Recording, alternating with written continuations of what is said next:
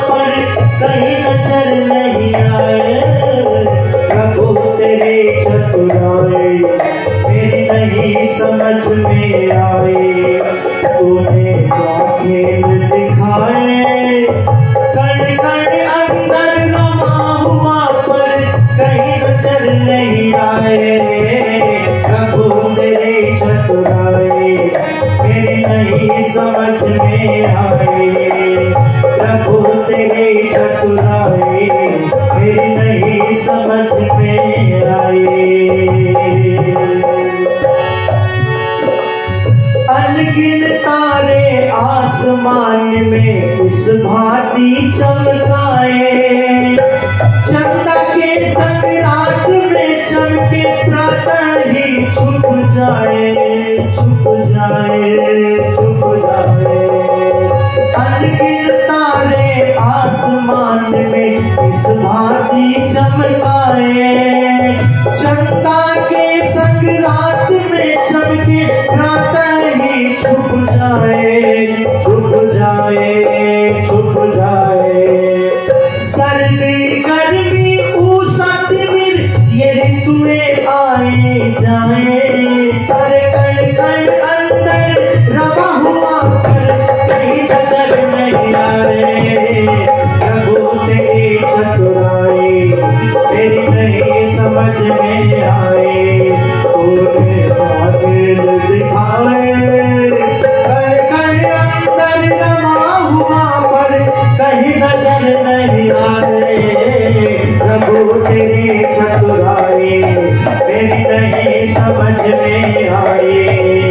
प्रभु तेरी चतुराई मेरी नहीं समझ में आए। सजा के पेड़ों पर पत्तों को,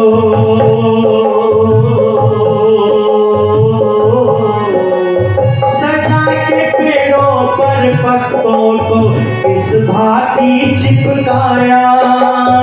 डाल सुगंधी फूलों में ये रंग कहाँ से आया, आया, आया।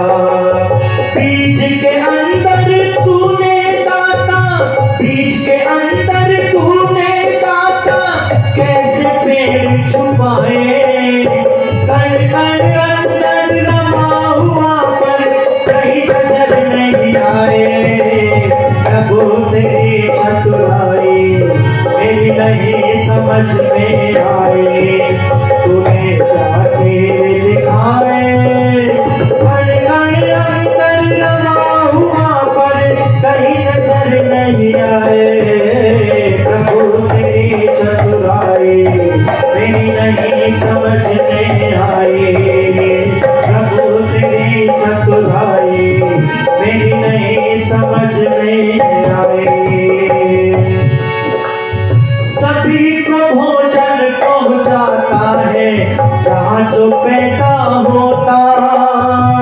तू तो उसको भी पाले जो माँ के उर में सोता, सोता, सोता। मछली कीड़ा खाते देखी, मछली कीड़ा खाते देखी, बगुला मछली खाए। कण कण अंदर रमा हुआ पर कहीं नजर नहीं आए। प्रभु तेरी चतुराई मेरी नहीं समझ में आए। तूने क्या खेल दिखाए, कण कण अंदर रमा हुआ पर कहीं नजर नहीं आए। प्रभु तेरी चतुराई मेरी नहीं समझ में आए। प्रभु तेरी चतुराई मेरी नहीं समझ में आए। कहीं पे सहरा कहीं समंदर,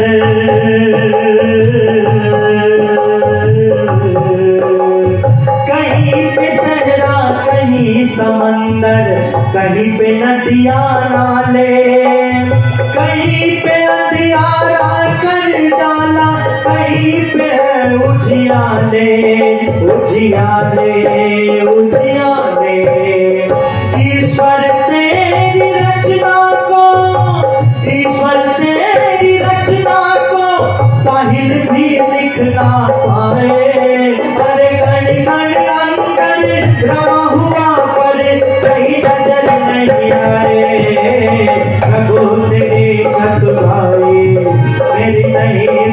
में आए, तुम्हें क्या खेल दिखाए, कण कण अंतर रमा हुआ पर कहीं नजर नहीं आए।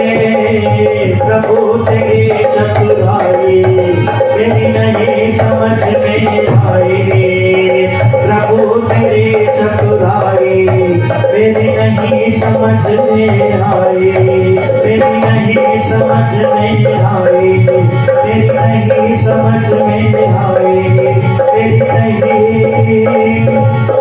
समझ में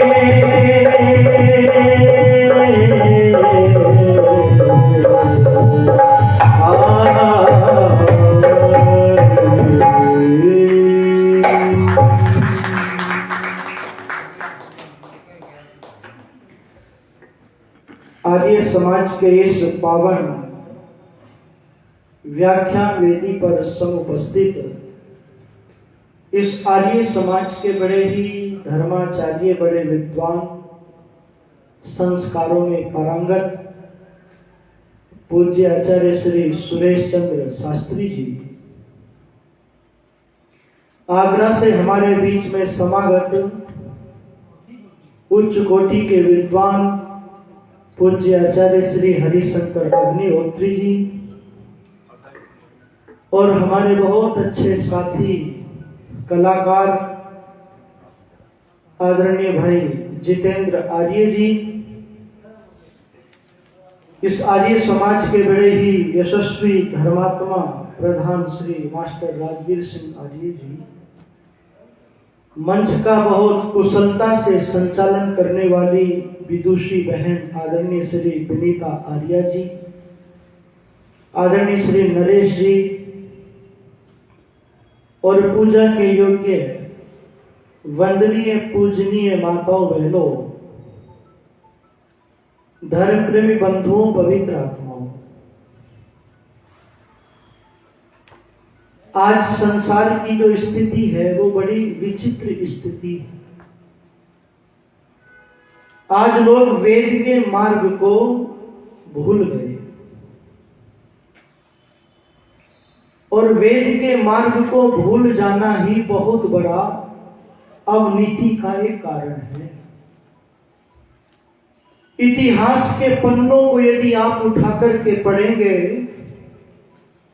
तो लोग जब वेद से जुड़े हुए थे, जब वेदों की चर्चाओं को सुनते थे ना, तो लोग सुखी थे, समृद्ध थे, शांति थी, प्रेम था।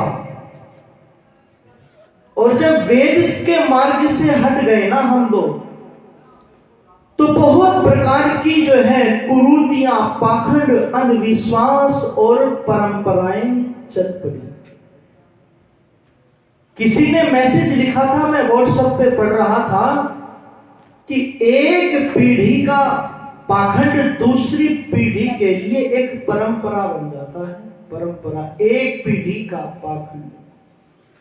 और आज इस देश के अंदर पाखंड, अंधविश्वास और नशा कोरोना से भी भयंकर बढ़ता हुआ जा रहा है, भयंकर बढ़ता जा रहा है। और उसका यदि बचाव का रास्ता है, उसकी यदि कोई चर्चा करता है उससे बचाने की, तो वो केवल और केवल एक संस्था है, केवल और केवल आर्य समाज है। नहीं तो चारों ओर से लोगों ने अपनी दुकानें खोल रखी हैं, दुकानें खोल रखी हैं। चारों ओर जो है वातावरण विषाक्त हो चुका है। आज का नौजवान नशे में डूबा हुआ है और मेरी माताएं बहनें पाखंड में फंसी हुई है। कैसे बचाव होगा? निवेदन मैं आपसे यहीं से करना चाहता हूं। ईश्वर के विषय में इतना बड़ा पाखंड है, इतना बड़ा अंधविश्वास है, आप उसकी कल्पना नहीं कर सकते।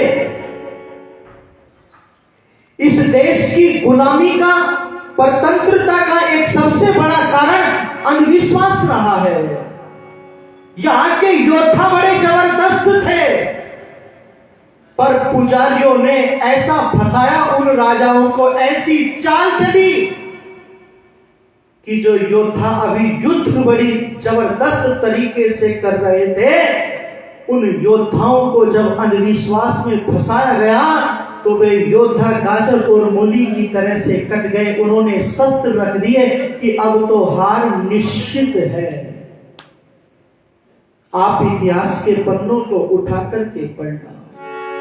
निवेदन करना चाहता हूं, लोगों ने ईश्वर को ये मान लिया, ये समझ लिया कि ईश्वर तो अवतार लेता है, अवतार। और गीत भी गाए गए। कैसे गीत गाए गए? कभी राम बन के कभी कभी राम बन के कभी श्याम बन के चले आना, प्रभु जी चले आना। ये गीत गाए गए। राम बन के आ जाना, कृष्ण बन के आ जाना, या शिव बन के आ जाना, चले आना। और अकेले मत आना, सीता को भी साथ लेके आना। ये भक्ति समझ लिया। ये ईश्वर का जो अवतारवाद हमने माना ना, ये एक बहुत बड़ा गुलामी का, एक बहुत बड़ा जो है ये पाखंड है, ये अंधविश्वास है। मेरी माताओं बहनों, मेरी बात को ध्यान से सुनना। वेद का मंत्र कहता है अपानो पादो जबनो गृहीता। परम पिता परमात्मा जो है जन्म और मृत्यु के बंधन से रहित है। वेद के मंत्र कहते हैं इस बात को। और यदि परम पिता परमात्मा अवतार लेगा तो वेद की बात झूठी हो जाएगी, सृष्टि का सारा प्रोग्राम बिगड़ जाएगा। मुझे याद आती है जब वीर हकीकत राय का बलिदान हुआ था। वो छोटा सा हकीकत अपने धर्म से नहीं टिका। वो जीवन की वास्तविकता को समझता था, गीता का पाठ पढ़ता था। नैनम छिन्दन्ति शस्त्राणि नैनम दहति पावका, वो जानता था। प्रलोभन दिया मुसलमानों ने, पादरी ने दिया। और इतिहासकार लिखता है कि मुसलमान इतने बड़े दोषी नहीं थे उस बालक को अकाबंद करने में, जितने बड़े दोषी हिंदू समाज था। ये मंदिरों में जाकर के प्रार्थना कर रहा था कि इन दुष्टों का नाश हो जाए, इन दुष्टों का नाश हो जाए। ये प्रार्थना करता रह गया और उस बालक का बलिदान हो गया। इतिहासकार लिखता है यदि प्रार्थना की जगह शस्त्र उठा करके मैदान में कूद पड़ते तो वीर हकीकत राय का बलिदान न होता। अवतारवाद में फंस गए हम, अवतारवाद में फंस गए। और डंके की चोट पर कहता हूं मैं, महर्षि वाल्मीकि की रामायण आपके पास में रखी हुई है, गीता रखी हुई है, इनको उठा करके पढ़ना। खुद श्री राम अपने आप को ईश्वर का भक्त कहते हैं। कोई ये ना समझ ले कि हम राम का विरोध कर रहे हैं। वो हमारे आदर्श पुरुष हैं, महापुरुष हैं, देवता हैं, राष्ट्र के नायक हैं, हमारे पूर्वज हैं। पर उनको ईश्वर मानने की भूल मत करना। वे ईश्वर के भक्त हैं। मैं प्रमाण के रूप में एक बात बोल करके बस आगे बढ़ता हूं। कौसल्या सुप्रजा राम पूर्वा संध्या प्रवर्तते। ओहो, मुनि विश्वामित्र कह रहे हैं राम उठो, प्रातःकाल हो गया है और ईश्वर का ध्यान करो, ईश्वर की आराधना करो। और बाबा तुलसी ने लिख दिया प्रातःकाल मुनि आयसु पाई, संध्या करन चले दो भाई। और दूसरी तरफ जब लक्ष्मण को शक्ति लग गई है तो श्री राम रो रहे हैं, और बहुत सुंदर बात कह रहे हैं कि मैंने पूर्व जन्म में कोई बुरा काम किया होगा, कर्म किया होगा, जिसके कारण मेरा भाई लक्ष्मण मुझसे पहले जा रहा है। पूर्व जन्म के लिए बात आ रही है यहां पर। मैं निवेदन करना चाहता हूं, बहुत सारी बातें हैं वहां पर जो इस बात को सिद्ध करती हैं कि श्री राम ईश्वर के अवतार नहीं थे। हमारी तरह से ही वो आत्मा थी, पर वो दिव्य आत्मा थी, दिव्य आत्मा थी। तो जो लोग भोले लोग ये गाते हैं ना, कभी राम बन के कभी श्याम बन के चले आना, उन भोले लोगों से मैं निवेदन करना चाहता हूं कि ये भजन याद करना, इसके स्थान पर इसको बदल देना। गाना पर कौन सा गाना, एक एक पंक्ति को ध्यान से सुनना। राम रख जी ने पंक्तियां लिखी, कहा उन भोले लोगों से जो गाते हैं मंदिरों के अंदर, नहीं राम बनता नहीं श्याम बनता, जन्मों के बंधन से प्रभु दूर है, जन्मों के बंधन से प्रभु दूर है। नहीं राम बनता नहीं श्याम बनता, जन्मों के बंधन से प्रभु दूर है, जन्मों के बंधन से प्रभु दूर है। नहीं राम बनता नहीं श्याम बनता रे, जन्मों के बंधन से प्रभु दूर है, जन्मों के बंधन से प्रभु दूर है। कण कण में व्यापक है वो, कण कण में व्यापक है वो, तन मन में व्यापक है वो, तन मन में व्यापक है वो। जन्म आता नहीं आता जाता नहीं, सारी सृष्टि में ही भरपूर है, सारी सृष्टि में ही भरपूर है। नहीं राम बनता नहीं श्याम बनता, जन्मों के बंधन से प्रभु दूर है, जन्मों के बंधन से प्रभु दूर है। प्रभु कैसे गर्भ में आता, प्रभु कैसे गर्भ में आता, वो तो सबका पिता और माता, वो तो सबका पिता और माता। प्रभु कैसे गर्भ में आता, वो तो सबका पिता और माता। रक्षा करता है वो, सबका भरता है वो, नाम उसका ओम ही मशहूर है, नाम उसका ओम ही मशहूर है। नहीं राम बनता नहीं श्याम बनता, जन्मों के बंधन से प्रभु दूर है, जन्मों के बंधन से प्रभु दूर है। जन्म लेता है सो मरता भी है, जन्म लेता है जो मरता भी है, और शोक मोह करता भी है जी, और शोक मोह करता भी है। जो अवतार भी होगा तो बीमार भी होगा, तन के संग में ये व्याधि जरूर है, तन के संग में ये व्याधि जरूर है। नहीं राम बनता नहीं श्याम बनता, जन्मों के बंधन से प्रभु दूर है, जन्मों के बंधन से प्रभु दूर है, जन्मों के बंधन से प्रभु दूर है, जन्मों के बंधन से प्रभु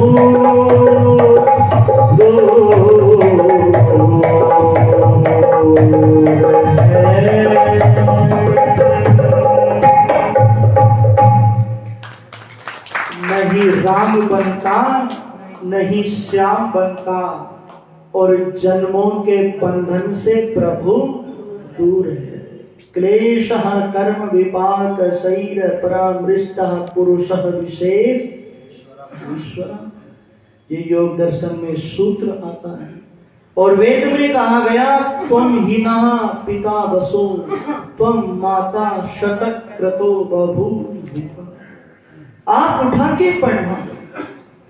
एक और कह रहे हैं त्वमेव माता च पिता त्वमेव। चर्चा करने की आवश्यकता है, बुद्धि से चिंतन करने की आवश्यकता है। परम पिता परमात्मा निराकार है। ऋषिवर देवदानंद जी महाराज ने निराकार ईश्वर की उपासना करने के लिए यत्र तत्र सर्वत्र लोगों से यही कहा। अरे उठा करके पढ़ना। ऋषिवर दयानंद जी ने कहीं पर भी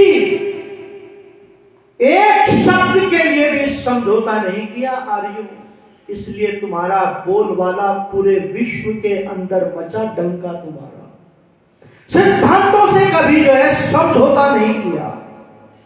एक शब्द को लेकर के भी कुछ लोगों ने कहा था, ब्रह्म समाज के लोगों ने कहा था, तुम्हारी हमारी कुछ विचारधारा मिलती जुलती सी है स्वामी जी।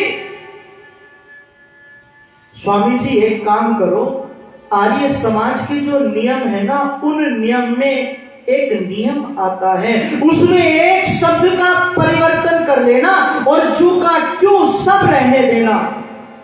आपकी जो है मूर्तियां बनेंगी आपके लाखों की संख्या में। ओहो, चेला और चेली बन जाएगी। मुझे जब मैं यहां पर आ रहा था तो मुझे बलदेव जी की बहुत याद आ रही थी। कई बार भावुक भी हुआ, उनके घर पे भी गया, मेरे भी वो घर पे आए, उनके साथ भी कार्यक्रम दिए। उन्होंने पाखंड के विश्वास और विरुद्ध ये जो संत रामपाल दास है ना, यत्र तत्र जिसके पोस्टर लगे हुए हैं, एक जंग लगी उस देवता ने, उसकी याद आ रही थी। निवेदन मैं करने लगा था कि ऋषिवर दयानंद जी से कहा गया, स्वामी जी लाखों की संख्या में चेला और चेली मिलेंगे तुम्हें। बोले क्या करना पड़ेगा इसके लिए? बोले एक शब्द जोड़ दो बस। वो जो तुम्हारा नियम है ना, वेद सब सत्य विद्याओं का पुस्तक है।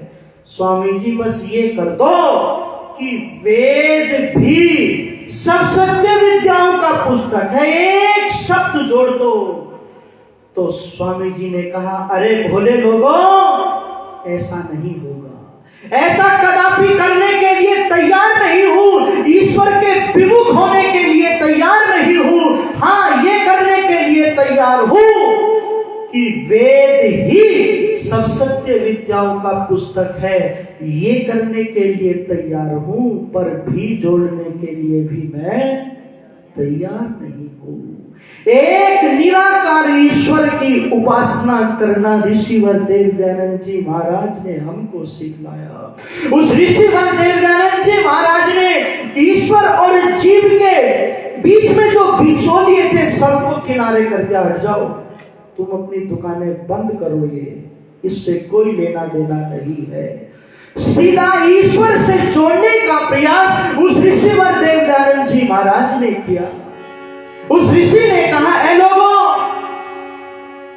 न तस्य प्रतिमा अस्ति यस्य नाम महत्यसा। उसके नाम में बड़ी शक्ति है।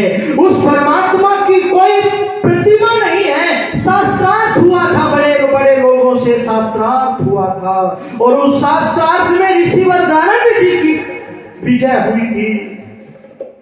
लोगों ने बड़े प्रलोभन दिए, पर ऋषि दयानंद जी ने उन सारे प्रलोभनों को ठोकर मार दी।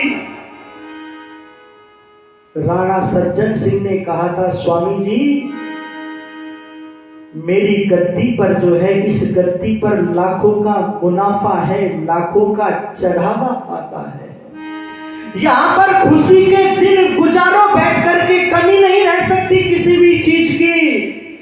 स्वामी जी बस मूर्ति पूजा मत करना, पर हाँ इसका विरोध भी मत करना। मैं और मेरा परिवार आपकी दरबानी करेगा।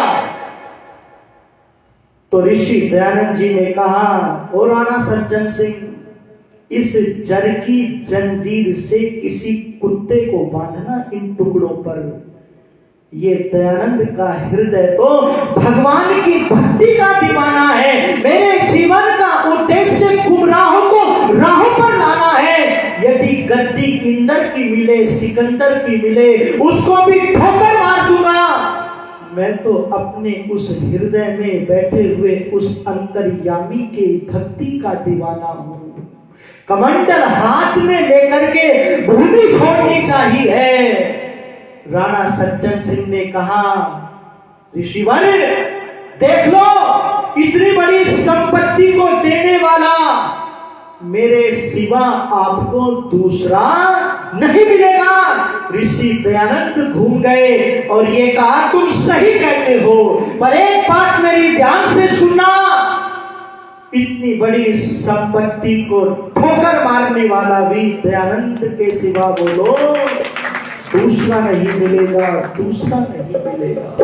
ऋषि दयानंद जी महाराज ने निराकार ईश्वर की उपासना करनी सिखाई। इस देश के अंदर जितने कंकर थे ना, उतने शंकर थे इस देश के अंदर।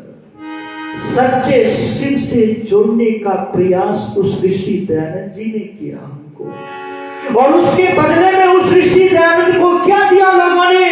जहर के प्याले पिलाए, उस ऋषि के ऊपर ईंट और पत्थर फेंक करके मारे, उसके ऊपर सांप फेंक करके मारे।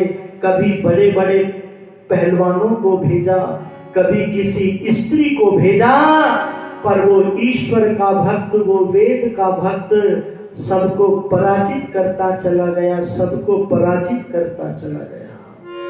मुझे बेमोल जी की वो पंक्तियां याद आती है। बड़ा पुराना गीत उन्होंने लिखा था कि इस जाति के लिए, इस माताओं बहनों के उद्धार के लिए उस ऋषिवर दयानंद जी महाराज ने विष के प्याले पिए। बहुत सुंदर सी पंक्तियां हैं। जिनकी खातिर मैं ऋषि ने विष भरे प्याले पिए,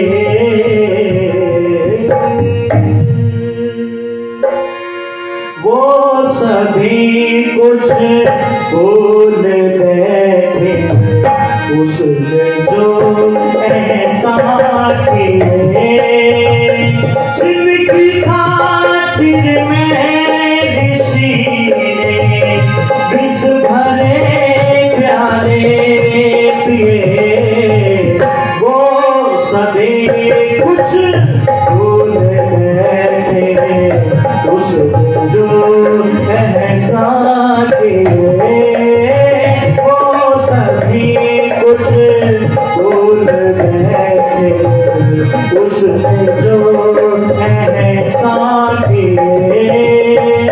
हार फूलों के मिले कम आयु भर उपहार में, उनका अपना बीता जीवन रीतों की बौछार में, उम्र भर झेली मुसीबतें जख्म के सिए। वो सभी कुछ भूल बैठे उसमें जो एहसान किए। जिनकी खातिर मैं ऋषि ने विष भरे प्याले पिए, वो सभी कुछ भूल बैठे उसने जो एहसान किए। वेद का संदेश सबको उम्र भर देता रहा, आपदाएं कुल जहां के अपने सर लेता रहा। बांट कर अनमोल मोती बदले में पत्थर लिए, वो सभी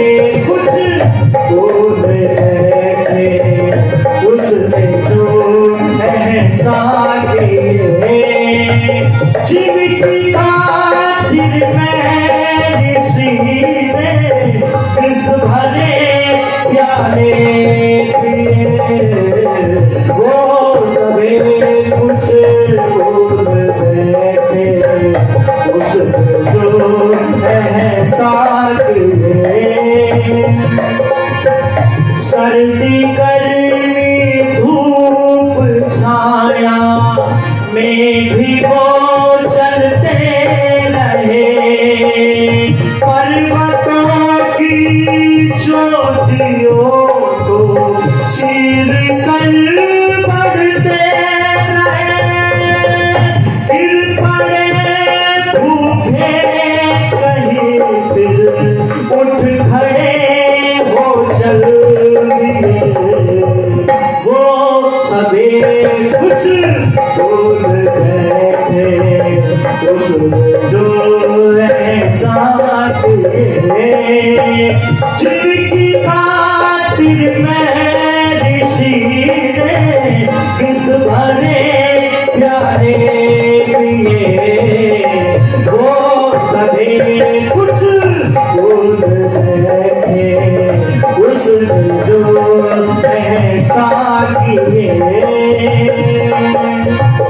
जब तलक प्रेमों तन में श्वास आए जाएंगे, तब तलक गुरुदेव तेरे गीत गाए जाएंगे, पाएंगे आकर सदा जो औरों की खातिर जिए, वो सभी कुछ भूल बैठे उसने जो एहसान किए।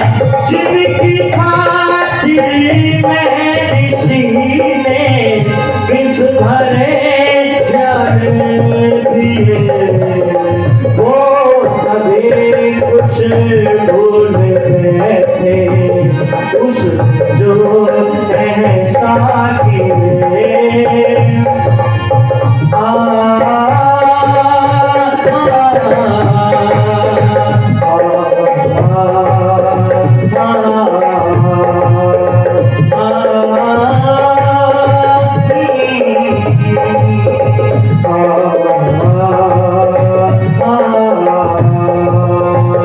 हम जिएंगे और मरेंगे ऋषि तेरे लिए, दिल दिया जान देंगे ऋषि तेरे लिए, दिल दिया जान देंगे ऋषि तेरे लिए, वो सभी कुछ भूल बैठे उसने जो एहसान किए, उसने जो एहसान किए।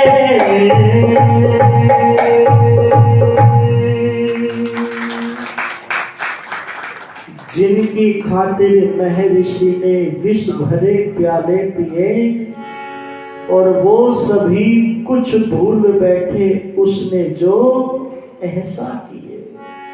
जरा चिंतन करना, विचार करना, ऋषि दयानंद जी महाराज ने जो काम किया है वो काम करने की हिम्मत किसी दूसरे व्यक्ति ने नहीं दिखाई। बहुत सारे लोग आए, जरा विचार करना, कुरान के खिलाफ एक शब्द लिखने की किसी में हिम्मत नहीं थी, एक शब्द लिखने की हिम्मत नहीं थी। और उस कुरान की बाइबल की पोल पट्टी अगर किसी ने हमारे बीच में बेधड़क उपस्थित की, जो बेधड़क होकर के बोलता था, जरा विचार करो, क्या कोई बोला ऐसा?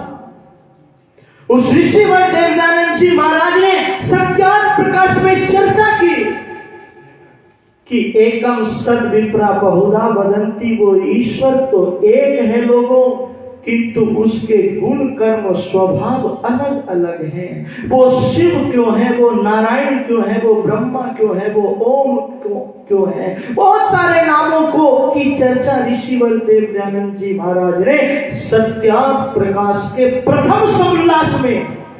प्रथम समोल्लास ईश्वर की महिमा में, ईश्वर की प्रशंसा में, उस ईश्वर की उपासना में ऋषि दयानंद जी महाराज ने प्रथम समोल्लास ईश्वर से प्रारंभ किया।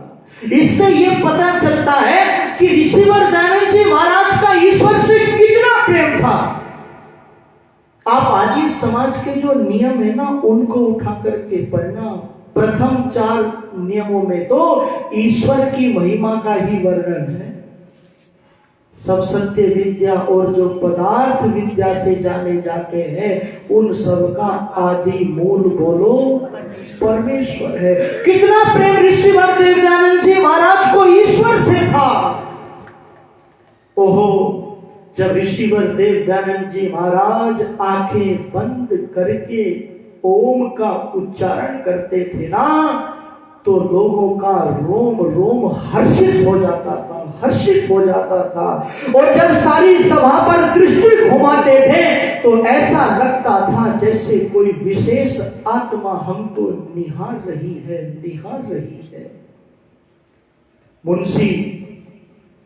महात्मा मुंशी राम, ओहो, जब ऋषि दयानंद जी के सत्संग को सुना, ऋषिवर देव दयानंद जी के व्यक्तित्व को देखा, उस मोहिनी सूरत को देखा, तो मुंशी राम कहते हैं कि वो प्रथम दिन का आत्मिक आनंद मैं कभी नहीं भूल सकता। नास्तिक होते हुए भी मेरी आत्मा को आनंद में निमग्न कर देने का काम ऋषि आत्मा का था। और मैंने बड़े बड़े बात विशारदों को सुना है, उनकी वक्तृता ऋषि दयानंद के सामने बोनी प्रतीत दिखाई पड़ती थी, बहुत बोनी दिखाई प्रतीत पड़ती थी। और उस दिन का जो व्याख्यान था ना, बोलो जी किस पर था?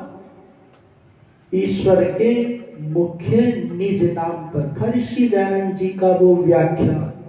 उसमें आनंदित हो जाते हैं, प्रभावित हो जाते हैं। और इतना ही नहीं,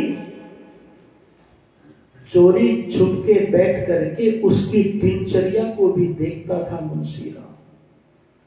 ऋषि दयानंद जी इतनी तीव्रता के साथ में दौड़ते थे, चलते थे कि मुंशी राम को दौड़ना पड़ता था कि देखो तो सही ऋषि दयानंद जी कहां पर गए।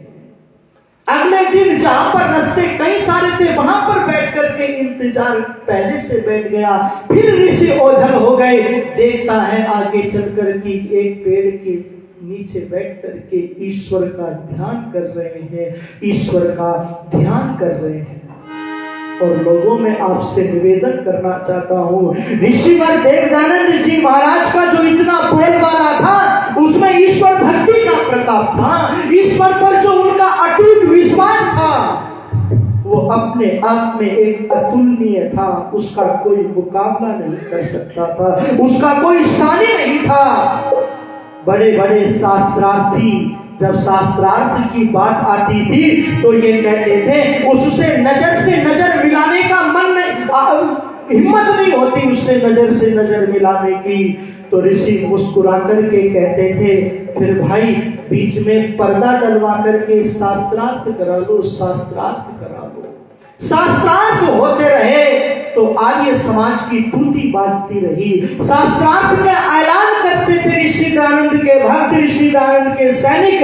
आए कोई माई का लाल जिसकी माँ ने दूध पिलाया हो, शास्त्रार्थ करे। रामचंद्र देलवी, महात्मा नारायण स्वामी, अनेकों एक बहुत बड़ी श्रृंखला थी, वो शास्त्रार्थ करते थे। और तब जो है चारों ओर जो है बोलबाला होता था, चारों तरफ बोलबाला होता था।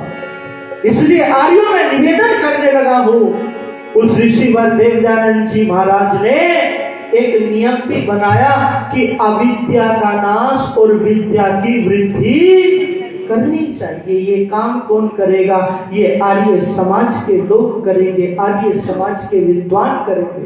संसार का उपकार करना ये कौन करेगा? ये हम और आपके ऊपर जिम्मेदारी है।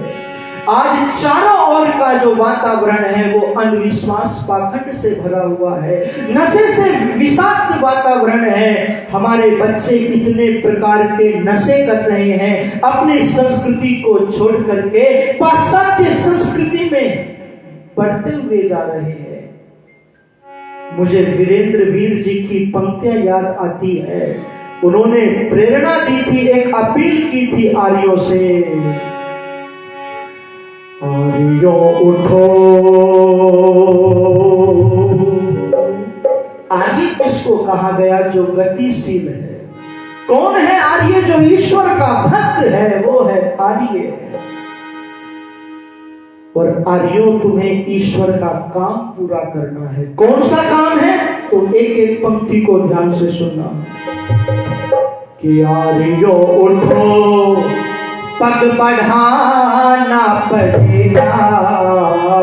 आर्यों उठो, पग बढ़ाना पड़ेगा। जो ऋषि ने कहा है वो कर दिखाना पड़ेगा। आर्यों उठो, पग बढ़ाना पड़ेगा।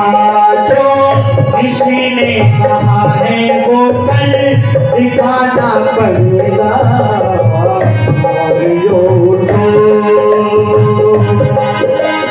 अविद्या रूपी भरम जाल में भारत फंसा पड़ा है। अंधकार में भटक रहा हर छोटा और बड़ा है। अंधकार में भटक रहा हर छोटा और बड़ा है। वेदों की ज्योति लेकर के निकलो, सहारा भटकतों को लेकर के निकलो। जगा दो ने जो बड़े सो रहे हैं, कर्महीन तकदीर पर रो रहे हैं। भाग्य विधाता हो तुम कह दो, भाग तुम्हारे हाथ में। पग बढ़ाना पड़ेगा। जो ऋषि ने कहा है वो कर दिखाना पड़ेगा।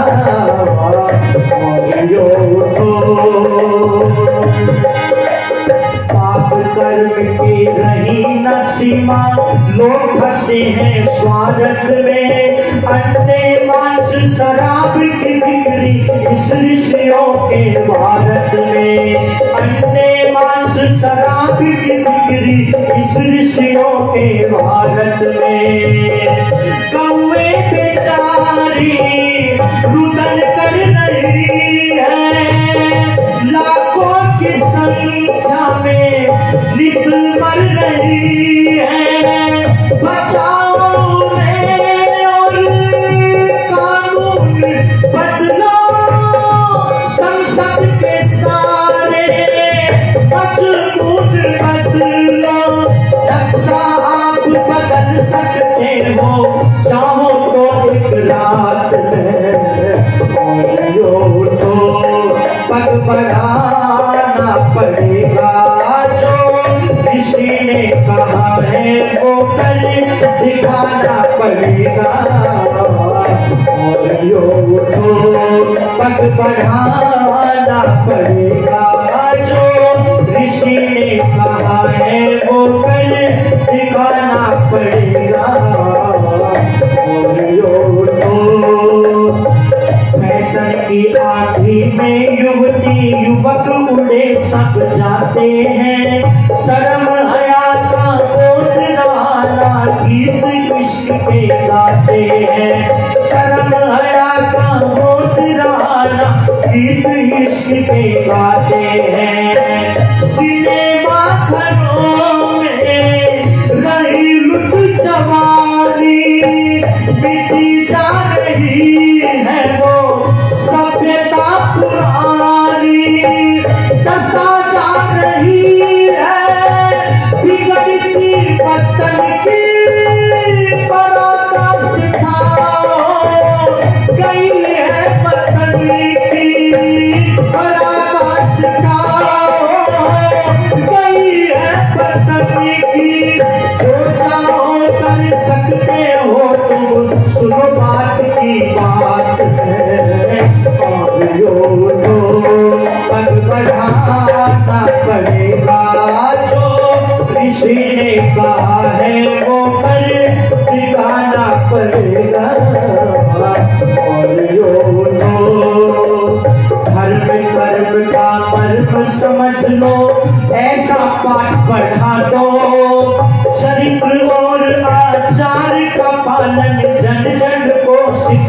दो, चरित्र और आचार का पालन जर्जर को सिखला दो। हिम्मत न हारो करके दिखा दो, जज्बात जाति के सोए जगा दो। दिले के जाए जो गीत कर कर फटक जाए उनके बीच को सुनकर कमजोरी कमजोरी ना रहे दिल में और लहर खड़ी हो बात में। योग तो पद बढ़ाना पड़ेगा, योग तो पद बढ़ाना पड़ेगा। जो ऋषि ने कहा है वो कल दिखाना पड़ेगा। और योग तो पद बढ़ाना पड़ेगा। जो ऋषि ने कहा है वो कल दिखाना पड़ेगा।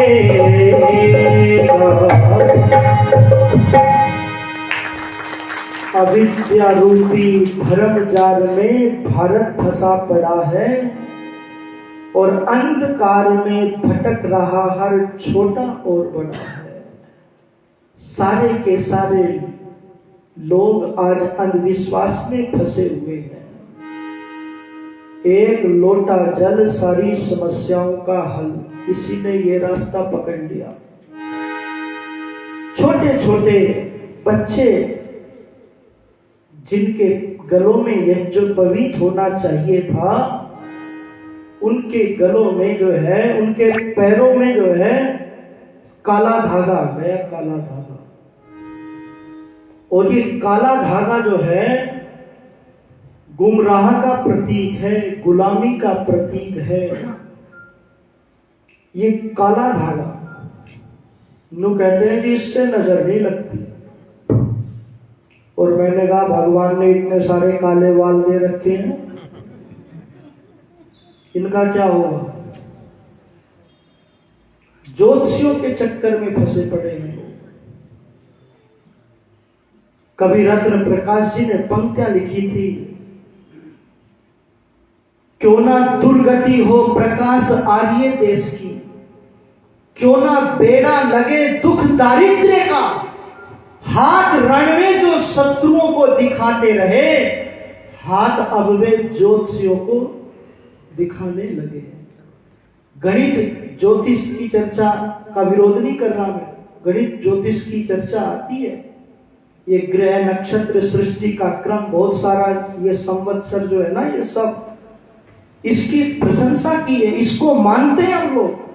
पर फलित जो ज्योतिष है उसको आर्य समाज फॉलो, उसकी चर्चा, उसकी का विरोध करता है। इसलिए मैं चर्चा करने लगा था आपसे कि ऋषिवर देव दयानंद जी महाराज की सबसे बड़ी देन ये है कि उसने एक ईश्वर से जोड़ा और वेद से जोड़ा। ब्रह्मा से लेकर के जैमिनी पर्यंत जो ऋषियों का मंतव्य था, उस मंतव्य से जोड़ने का काम ऋषि दयानंद जी ने किया।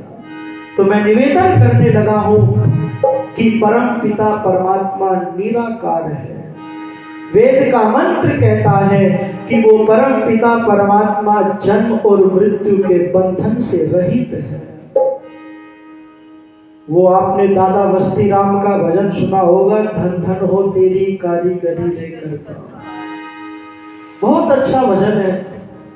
जब निराकार और निर्विकार साकार बना दिया जग कैसे, जागृत स्वप्न सुषुप्ति तुरिया रचा मुक्ति का मग कैसे, क्या वस्तु लई जिससे देह रची फिर बना गई रग रग कैसे, सब धार रहा रम सब में रहा फिर सबसे रहा अलग कैसे, जब अपानी पातो जब नो गहीता तेरा कोई पकड़ ले पग कैसे, सब धार रहा रम सब में रहा फिर सबसे रहा अलग कैसे, जब काशी कावे में पता नहीं फिर पता बता लगता कैसे, बन पृथ्वी सूरज 90 तारे किसी विधि रहा है तू धार, और धन धन हो तेरी कारीगरी रे करतार। बहुत अद्भुत भजन ये ईश्वर भक्ति का है। इस ईश्वर भक्ति के भजन में आपको सारा का सारा निचोड़ निकल करके सामने आ जाएगा। इसलिए समय हुआ चाहता है, बस चंद पंक्तियां शेष रह गई है, उसको कह करके बस वाणी को विराम देता हूं कि तेरी गति का भेद न पाया, अजब तेरी माया, तेरी गति का भेद न पाया, अजब तेरी माया, तेरी गति का।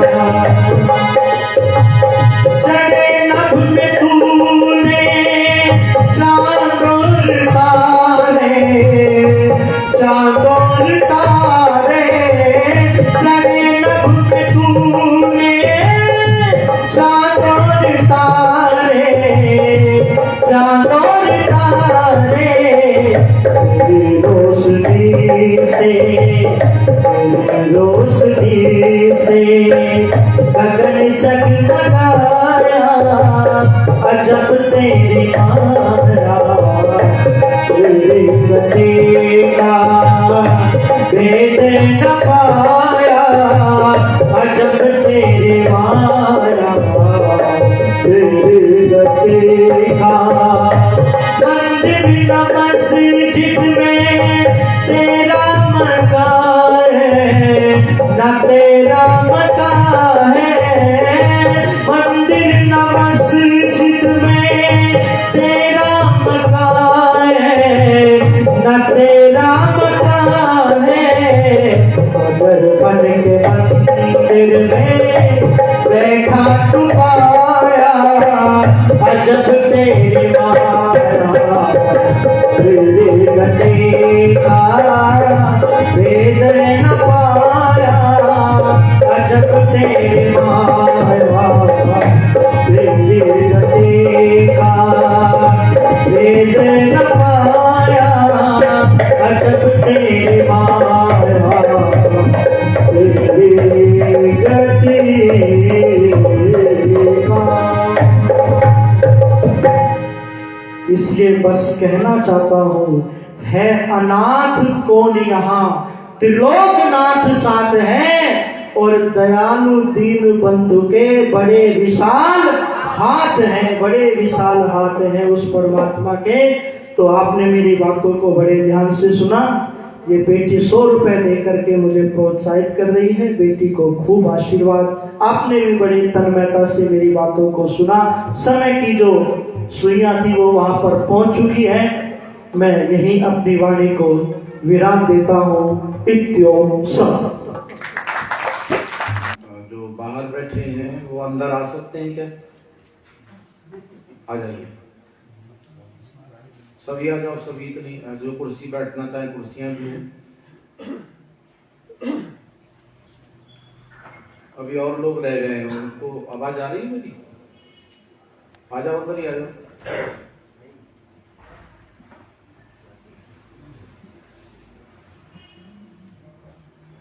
देखो, सभा में जब सत्संग हो रहा हो तो आगे बैठना चाहिए, है ना? जितना सामने बैठोगे उतना ज्यादा ठीक से समझ में आएगा। और नौटंकी में है जी, नौटंकी में कहीं नहीं बैठना चाहिए। कुछ लोग कह रहे पीछे बैठना चाहिए, कहीं नहीं बैठना चाहिए नौटंकी में। हम सब लोग सीधे बैठेंगे, एक बार गायत्री मंत्र का पाठ करेंगे, मन स्थिति अनुकूल बनाएंगे। ओम भूर्भुवः स्वः तत्सवितुर्वरेण्यं भर्गो देवस्य धीमहि धियो यो नः प्रचोदयात्। ओम यो भूतं च भव्यं च सर्वं यस्यादितिष्ठति स्वर्यस्य च केवलं तस्मै ज्येष्ठाय ब्रह्मणे नमः। ॐ यस्य भूमि प्रमान्तरिक्षमतोदरं दिवं यश्चक्रे मूर्धनं तस्मै ज्येष्ठाय ब्रह्मणे नमः। ॐ शान्तिः शान्तिः शान्तिः। बोलो वैदिक धर्म की जय हो। ऋषिवर दयानंद जी महाराज की जय हो। बोलो भारत माता की जय हो। जिनके सुंदर भजन उपदेश अभी सुन रहे थे, आर्य जगत के युवा भजनोपदेशक श्रीमान मोहित शास्त्री जी, आर्य समाज के सुयोग्य धर्माचार्य श्रीमान सुरेश शास्त्री जी, अन्य सभी आर्य समाजों के पधारे हुए पुरोहित गण, बहुत अच्छे से कार्यक्रम का संचालन कर रही सम्माननीय बहन विनीता जी, आर्य समाज के सुयोग्य प्रधान जी श्रीमान राजवीर जी, कोषाध्यक्ष महोदय श्रीमान नरेश कुमार जी, आर्य समाज नगर के सभी अधिकारीगण, आर्य समाज रामनगर सफीदों और अन्य सभी आर्य समाजों के पदाधिकारी कार्यकर्ता महानुभाव, प्रबुद्ध और जागरूक धर्म के अभिलाषी सज्जनों, वंदनीय पूजनीय श्रद्धेय मातृशक्ति प्यारे बच्चों, नौजवान साथियों और सभी नगरवासी, आप लोग जो प्रवचन सुनते हैं तो वह क्यों सुनते हैं? ऐसा प्रश्न आपसे कभी किसी ने किया था क्या? आज अपने आप से कर लो कि आप वाकई में प्रवचन सुनते ही क्यों हैं। इस पर भी हमने अनुभव किया, तो जो पता चला वो बाद में बताएंगे, पहले आप लोग बताओ। ये तो एक ही बात है, ज्ञान प्राप्ति करते क्यों हैं? जरा जोर से बोलो। आनंद के लिए, भटक न जाए कोई। और बताओ। बुद्धि की शुद्धि के। आपने बड़े अच्छे अच्छे उत्तर दिए, अपना जीवन सुधारने के लिए। बहुत बढ़िया। सही उत्तर तो यही है कि हमें अपने जीवन को सुधारना है, पर क्या वाकई में सुधर रहा है? भ्राता जी ने उत्तर दिया, कोई भटक नहीं था है। तो आर्य समाज के सत्संग में जो 20 साल 30 साल से आ रहे हैं, उनमें से कोई नहीं भटका? क्यों जी, भटक रहे कि नहीं? नहीं भटक रहे? भटक रहे हैं। वैसे ये जो प्रश्न मैंने किया और मैंने आपको बता भी दिया कि हमें कुछ अनुभव हुए हैं, तो मेरा अनुभव ये कह रहा है कि हम लोग जो प्रवचन सुनते हैं वो सुनाने के लिए सुनते हैं। जी हाँ जी बोलो। हम जीवन को सुधारने के लिए नहीं सुनते। अब बताओ, मेरा अनुभव सही है, आपके उत्तर सही है? जोर से बोलो। अब आप चुप हो गए, क्योंकि आप मुझे सही बताएंगे तो आप गलत हो जाएंगे। आप अपने आप को गलत मत सही बताएंगे तो मुझे गलत साबित करेंगे। अब आपका अंतर्द्वंद चल रहा है, भाई कैसे किसको बताएं सही? आपका देने को तो उत्तर सही है, लेकिन व्यवहार में, बोलो जोर से, व्यवहार खराब है। और ये इसका मतलब ये नहीं मैं आपके बारे में कह रहा हूं, क्योंकि अभी आपको तो मैं जानता ही नहीं हूं, पहला दिन चल रहा है, मुझे किसी के बारे में कुछ नहीं पता। कई बार ऐसा भी होता है, प्रवचन चल रहा था और एक सज्जन से कहा ठीक है, तो यूं कह रहे चुपचाप बोलते रहो, सब बात मेरे ऊपर घटित हो रही है।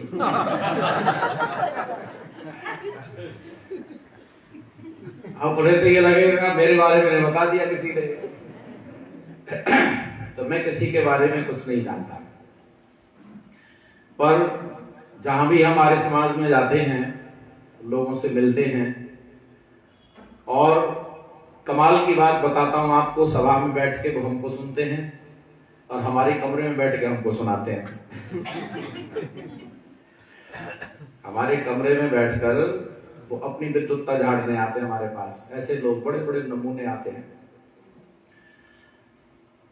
प्यारे बंधुओं, मैं आपके भी जो चर्चा कर रहा हूं या जो भी चर्चा यहाँ हो रही है, उन सबको आप बड़े ध्यान से सुना करो। वैसे तो 3 दिन का कार्यक्रम बहुत छोटा है, हमें सोचना पड़ेगा कि आपको कौन कौन से व्याख्यान आपके बीच रखते हैं। जब 7 दिन की चर्चा होती है तब थोड़ा सा ज्यादा आसानी से हम आपको बता सकते हैं, क्योंकि एक विषय को 2-3 दिन में आपके बीच स्पष्ट कर सकते हैं, और नहीं तो आप 1 घंटे में ही आप सारे विषयों को सुन सकते हैं। पर आपको ऐसा लगेगा कार्यक्रम बढ़िया हुआ, पर समझ में कुछ नहीं आएगा। पर बात तो समझने की है ना। आप दक्षित होकर के सुनिए, और शिक्षा का केवल एक उद्देश्य है, दूसरा कोई उद्देश्य नहीं है, और वो है परिवर्तन। जोर से बोलो, क्या है? अब प्रश्न है, किसमें परिवर्तन? अगर मैं गलत हूं तो मुझ में परिवर्तन, और समाज गलत है तो समाज में परिवर्तन। का मतलब यह नहीं है कि सही चल रहा उसको भी गलत कर दें। परिवर्तन का अर्थ है जो गलत है उसको ठीक कर ले, ये है। और यह बात भी शिक्षा ही बताएगी कौन सही है कौन गलत है।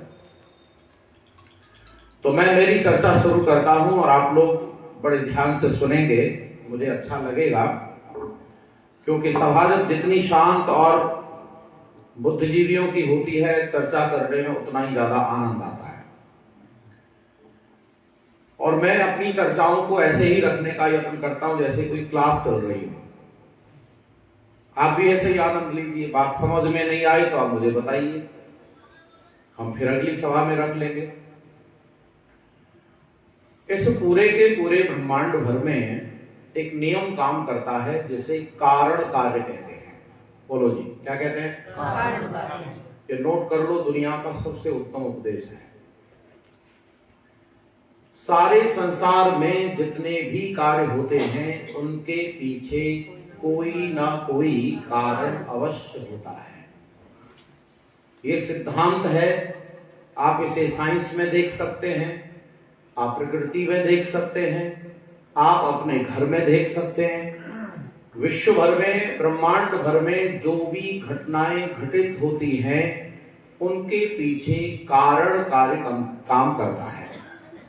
कारण है तो कार्य है, कारण नहीं है तो बोलो कार्य नहीं है, और जैसा कारण है वैसा कार्य है। ये सिद्धांत है।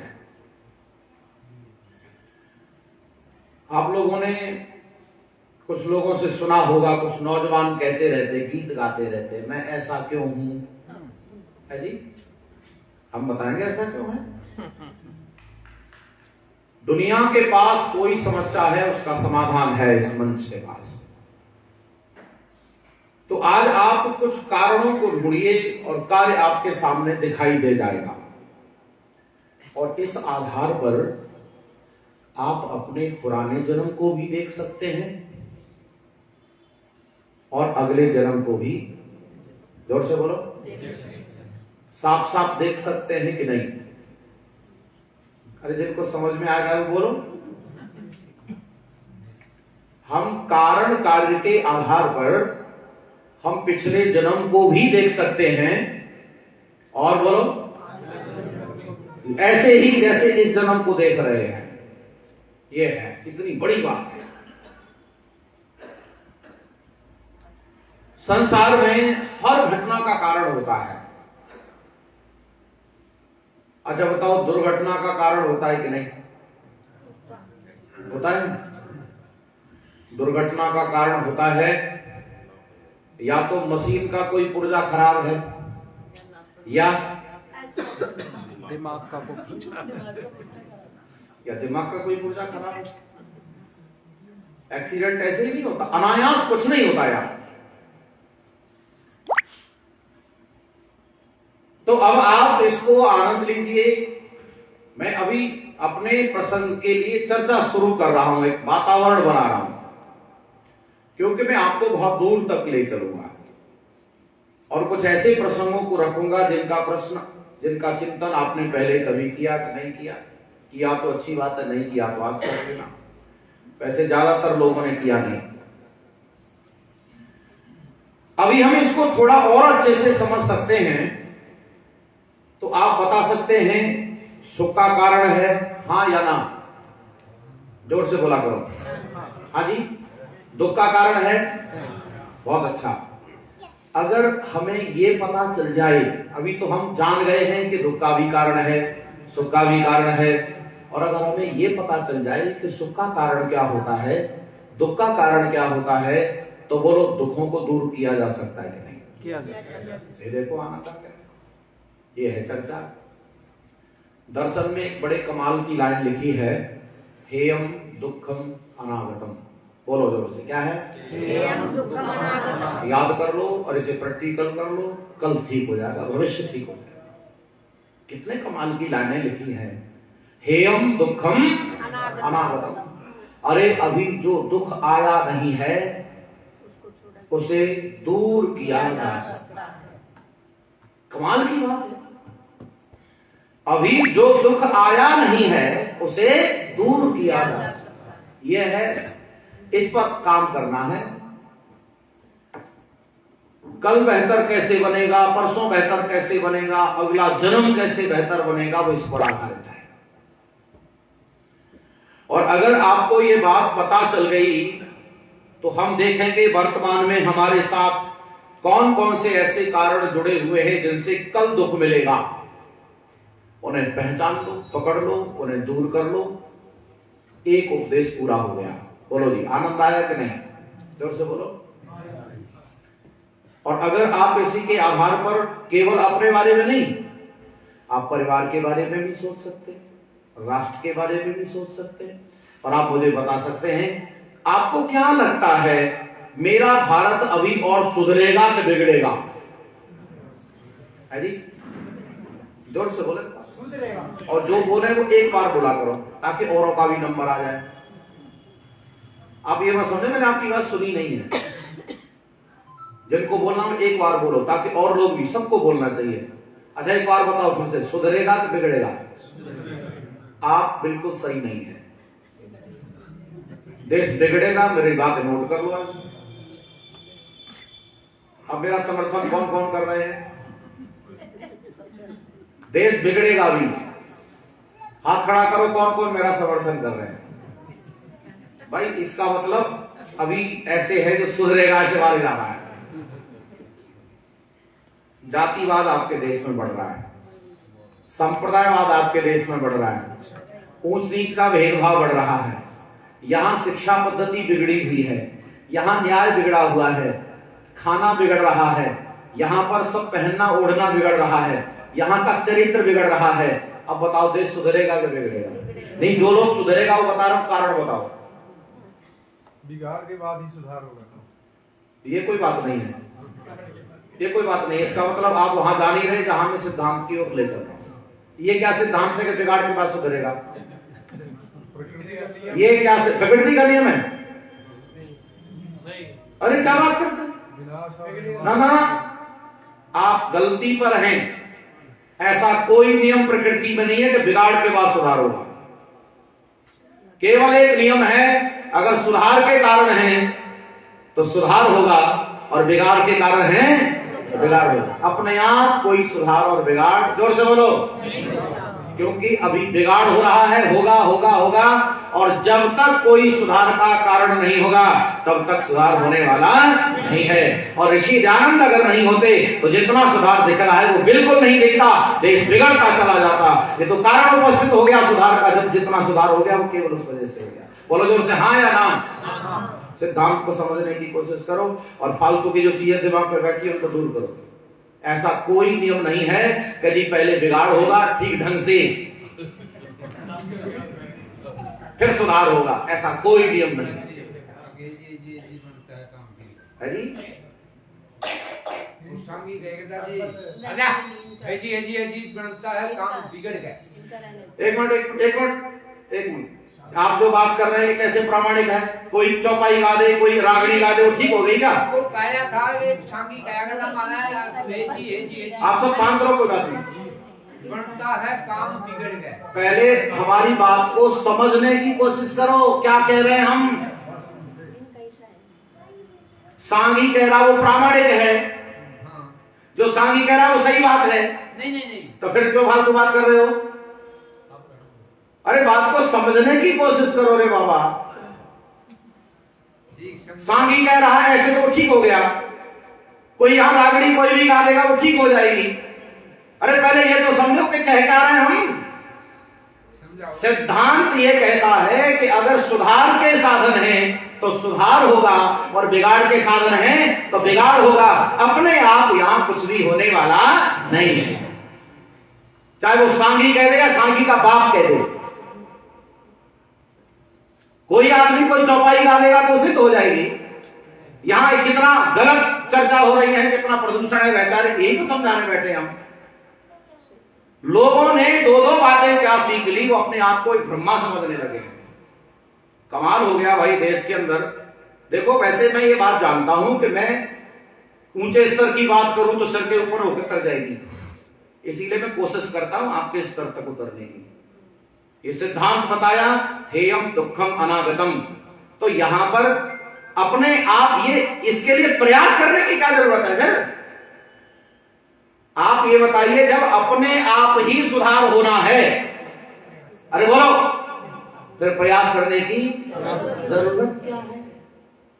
बिना प्रयास किए यहां न सुधार होगा और ना ही बिगाड़ होगा। बिगाड़ भी अपने आप नहीं होता, पहले बिगाड़ किया जाता है, फिर धीरे धीरे होता है। और बिगाड़ तो संभव है अपने आप भी हो जाए, लेकिन सुधार कम से कम अपने आप नहीं हो सकता। कोशिश करो, मैं जहां ले चल रहा हूं वहां तक चलो। कहीं आप ऐसा ना समझ लें कि मैं जो बात कर रहा हूं वो अपनी जगह और आपकी बातें दिमाग में अपनी जगह। ऐसा अगर समझ रखें तो सुनना ही नहीं चाहिए, क्योंकि यहां सुनाया जाता है सिद्धांत की बातों को सिद्ध करने के लिए। अच्छा एक बात और सुनो ताकि आपको आनंद आएगा। आप मुझ में जितनी श्रद्धा रखते हो उतनी समझ में आएगी। अगर थोड़ी श्रद्धा रखते हो तो मेरी बात, और ज्यादा श्रद्धा रखते हो तो। अच्छा एक बात और, अगर मुझे विरोधी समझते हो तो आएगी नहीं, बल्कि मेरी बात उल्टी लगेगी। ये बात उपदेशक में श्रद्धा रखने की है। और मैं आपसे यह भी नहीं कह रहा हूं, क्योंकि सिद्धांत ये भी है कि जैसे प्रेम करते उसकी गलत बात भी मान लेते हैं, और जैसे द्वेष करते हैं उसकी सही बात भी नहीं मानते। तो मैं तो आपसे ये कह नहीं रहा कि सही बात गलत बात मान लो, मैं तो ये कह रहा हूं पहले ध्यान से बुद्धि इस्तेमाल करो, बुद्धि, क्योंकि सारा खेल यहां बुद्धि का और ज्ञान का है। मैं वही आऊंगा लौटा करके आपको, लेकिन पहले आप भूमिका को तो ठीक से बन जाने दो। आप तो भूमिका में फंस गए। सुनो, फिर से सुनो। हमारे बीमारी का कारण है, बोलो हाँ या ना। क्या ऐसा होगा कि एक बार ढंग से बीमार हो जाए फिर अपने आप ठीक हो जाए? अरे अगर बीमारी का इलाज करोगे तो ठीक होगा, और इलाज नहीं करोगे तो बिल्कुल ठीक नहीं होगा। और सुनो, हमारे स्वास्थ्य का कारण है, हमारी बीमारी का कारण है, हमारे सुख का कारण है, हमारे दुख का कारण है, और सुनो हमारे जन्म का भी कारण है, हमारी मृत्यु का भी कारण है। यहां अकारण कुछ भी नहीं होता। अब मैं आपसे प्रश्न कर रहा हूं, उत्तर देना, उसके बाद हम आगे चलेंगे। प्रश्न यह है कि हमारे जन्म का, सुख का, दुख का, जमीन का, जायदाद का, हमारे पास जो भोग है उसका कारण क्या है? कारण है कि नहीं? तो क्या है? क्या पता चला अभी तक? पुरुषार्थ। बहुत बढ़िया, कर्म। जोर से बोलो, क्या है? कर्म। अब दर्शन का एक काम सूत्र सुनो।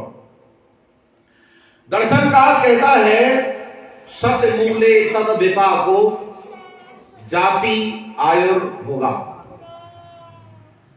महर्षि पतंजलि ने कहा कि हमें हमारे कर्मों के फलस्वरूप, कर्मों का जो विपाक होता है उसके आधार पर 3 चीजें मिलती हैं, जाति, आयु और भोग। 3 चीज मिलती हैं। और आपको ये जानकर अच्छा लगेगा, ये सारा सामान 3 में ही सिमट गया।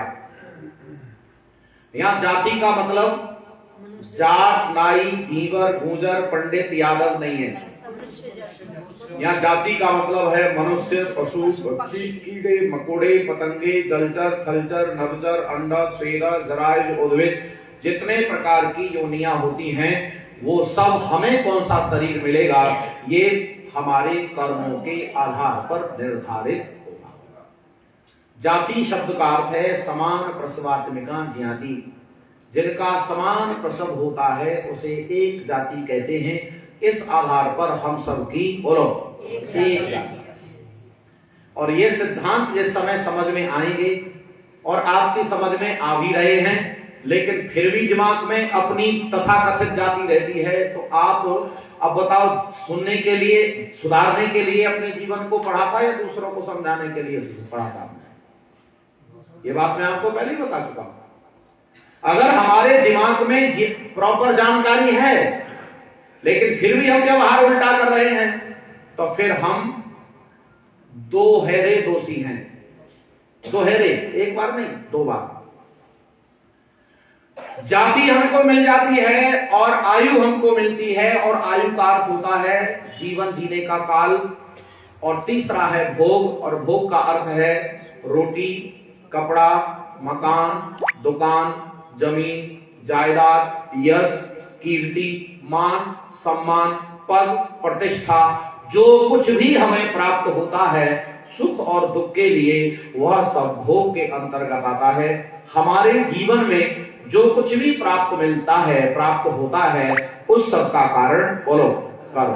जोर से बोलो, क्या है? कर्म। इसीलिए अब आपके पास आ गया एक दूसरा उपदेश, संक्षेप में पूरा हुआ कि हमें अपने सुखों को बढ़ाने के लिए, भोग को बढ़ाने के लिए, आयु को बढ़ाने के लिए, उत्तम जीवन जीने के लिए हमें उत्तम कर्म करने होंगे। अगर हमने उत्तम कर्म नहीं किए हैं तो हमारा भोग भी अच्छा होने वाला नहीं है। अब आगे वाली जो चर्चा है वो आप लोगों के लिए, सबके लिए नई है। जिन्होंने मुझे अन्य जगह नहीं सुना या जिन्होंने अन्यत्र मेरा व्याख्यान कहीं नहीं सुना। वैसे आपने अन्य विद्वानों से भी सुना होगा, ऐसा नहीं कि मैं अकेला ही चर्चा को करता हूं, पर सबकी शैली अलग अलग होती है, सबका तरीका अलग अलग होता है। और कई बार कुछ प्रश्न ऐसे होते हैं जो कभी कभी नहीं भी आ पाते हैं। मैं बैठ करके चिंतन करता रहता हूं और जो भी प्रसंग चल रहा होता है उसके अंदर झांकने की कोशिश करता हूं। तो मेरा एक प्रश्न आ रहा है इस समय कि जब संसार में हर कार्य का कारण होता है, हमारे सुख का भी कारण है, दुख का भी कारण है, हमारे सब भोगों का कारण है, और भोगों आदि का कारण अगर कर्म है तो कर्म का कारण क्या है? हमारे कर्म का कारण क्या है? आज इसे ढूंढ लीजिए। आज का प्रसंग इतना भर है, आप इसे हल कर लीजिए। अभी उत्तर देना नहीं है आपको, आप अपने मस्तिष्क को तैयार कर लीजिए। आपके पास क्या क्या उत्तर हैं कर्मों के कारण के संदर्भ में, आपके मस्तिष्क में क्या क्या जानकारी आई, वो आप अपनी तैयार कीजिए और मैं चर्चा करता हूं, आप उसका मिलान कर लीजिएगा। बात समझ में नहीं आए, विरोधी लगे, उल्टी लगे, कोई बात पकड़ में नहीं आए तो हमको बताना। एक व्यक्ति चोरी करता है और एक व्यक्ति दान देता है, दोनों का कर्म अलग अलग है, तो इनके पीछे कोई कारण जरूर होगा। एक व्यक्ति महिलाओं के सम्मान की बात करता है, सम्मान की बात ही नहीं करता, सम्मान के लिए वो अपना पुरुषार्थ करता है, महिलाओं को सुरक्षा देता है, और उसका ये स्वभाव है कि मैं जहां खड़ा हूं वहां किसी महिला के ऊपर कोई अत्याचार नहीं होना चाहिए। लेकिन एक व्यक्ति ऐसा है, वो अगर खड़ा हो जाए तो बदतमीजी ही करता है, वो अगर कहीं भी खड़ा हो जाए उसके व्यवहार में ऐसा वातावरण बनता है, वो हो सकता है दिखाई ना देता हो, लेकिन उसके मस्तिष्क में ऐसा चल रहा है कि भाई बदतमीजी की जा सकती है। और कई संप्रदाय तो ऐसे हैं, उनके घर में बेटियां सुरक्षित नहीं है, उनकी खुद की बेटियां सुरक्षित नहीं है। आप समझ रहे हैं? आप कल्पना कर सकते हैं ये इतना इतना आदमी कैसे गिर सकता है? एक व्यक्ति राष्ट्र के लिए सब कुछ देने को तैयार है, सब कुछ, अपना तन, अपना मन, अपना धन, और एक व्यक्ति राष्ट्र के साथ द्रोह कर रहा है। एक व्यक्ति ऐसा भी है कि हम मर जाएं कोई बात नहीं, पर तुम्हें चैन से नहीं जीने देंगे। हम मर जाएं कोई बात नहीं, पर आपको चैन से नहीं रहने देंगे। और ऐसे भी लोग हैं, हम मर जाएं कोई बात नहीं, पर आपको परेशानी नहीं देंगे। ओह, ऐसे कैसे लोग हो गए? तो इसका सीधा साधा उत्तर दे देता हूं मैं आपको, फिर मैं आपको बाजार में भी घुमा कर लाऊंगा। मेरे देश का बाजार बड़ा गर्म है विचारधाराओं को लेकर के। बिल्कुल सीधा साधा उत्तर है, हमारे कर्मों का कारण विचार होता है। जोर से बोलो, क्या होता है? अभी संस्कार को बतलाओ, क्योंकि संस्कार विचार अलग अलग क्रियाएं हैं दोनों। बार बार किसी चीज को किया जाता है तब संस्कार पढ़ते हैं, कर्मों के द्वारा संस्कार पढ़ते हैं, और कर्म विचार से होते हैं। कुछ अलग अलग हुआ कि एक ही बात है? कर्म, उन कर्मों को संस्कार कहते हैं जिनसे हमारा शरीर और आत्मा सुभूषित होता है। समझ में आया? आप संस्कार डालेंगे कैसे? संस्कार कहते किसे हैं? तो संस्कार जो पढ़ेंगे वो कर्मों से पढ़ेंगे, और कर्म किससे होगा? विचारों से होगा।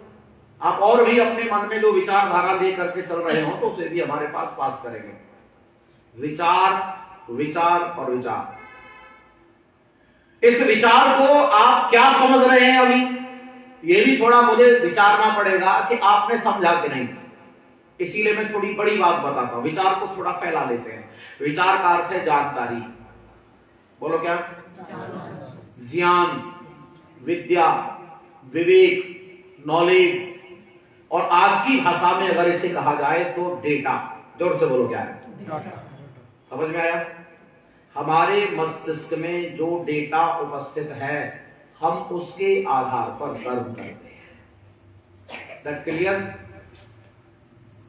जैसा डेटा वैसा कर्म, और जितना डेटा जितना विचार उतना कर्म, और जैसे विचार वैसा कर्म। गिरता है विचार तो गिरता है आदमी, उठता है विचार तो केवल ये सिद्धांत है। अनायास कुछ भी नहीं होता। जो कुछ भी होता है वह सब प्लानिंग से होता है। प्लानिंग,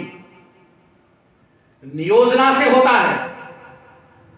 कम विचार कम योजना, अधिक विचार अधिक योजना। दृढ़ विचार दृढ़ योजना, और कमजोर विचार कमजोर योजना। प्रामाणिक विचार प्रामाणिक योजना, और अप्रामाणिक विचार अप्रामाणिक योजना। मस्तिष्क में सामान क्या है? जिसके मस्तिष्क में जैसा वैचारिक सामान है, वह व्यक्ति केवल और केवल वैसे ही कर्म कर सकता है। इसको अब मैं आपके सामने सिद्ध करूंगा, लेकिन उससे पहले मैं आपको थोड़ा बाजार में घुमा कर लाता हूं। आप चलिए मेरे साथ साथ, और अपने दिमाग को पूरा तैयार करके रखो। प्रवचन ऐसे नहीं सुना जाता है कि कुछ भी सुन लिया जाए। मेरी जो चर्चाएं हैं वो सिद्धांत और मनोविज्ञान पर आधारित हैं। मन तेज करके लगाओगे तब पकड़ में आएगी बात।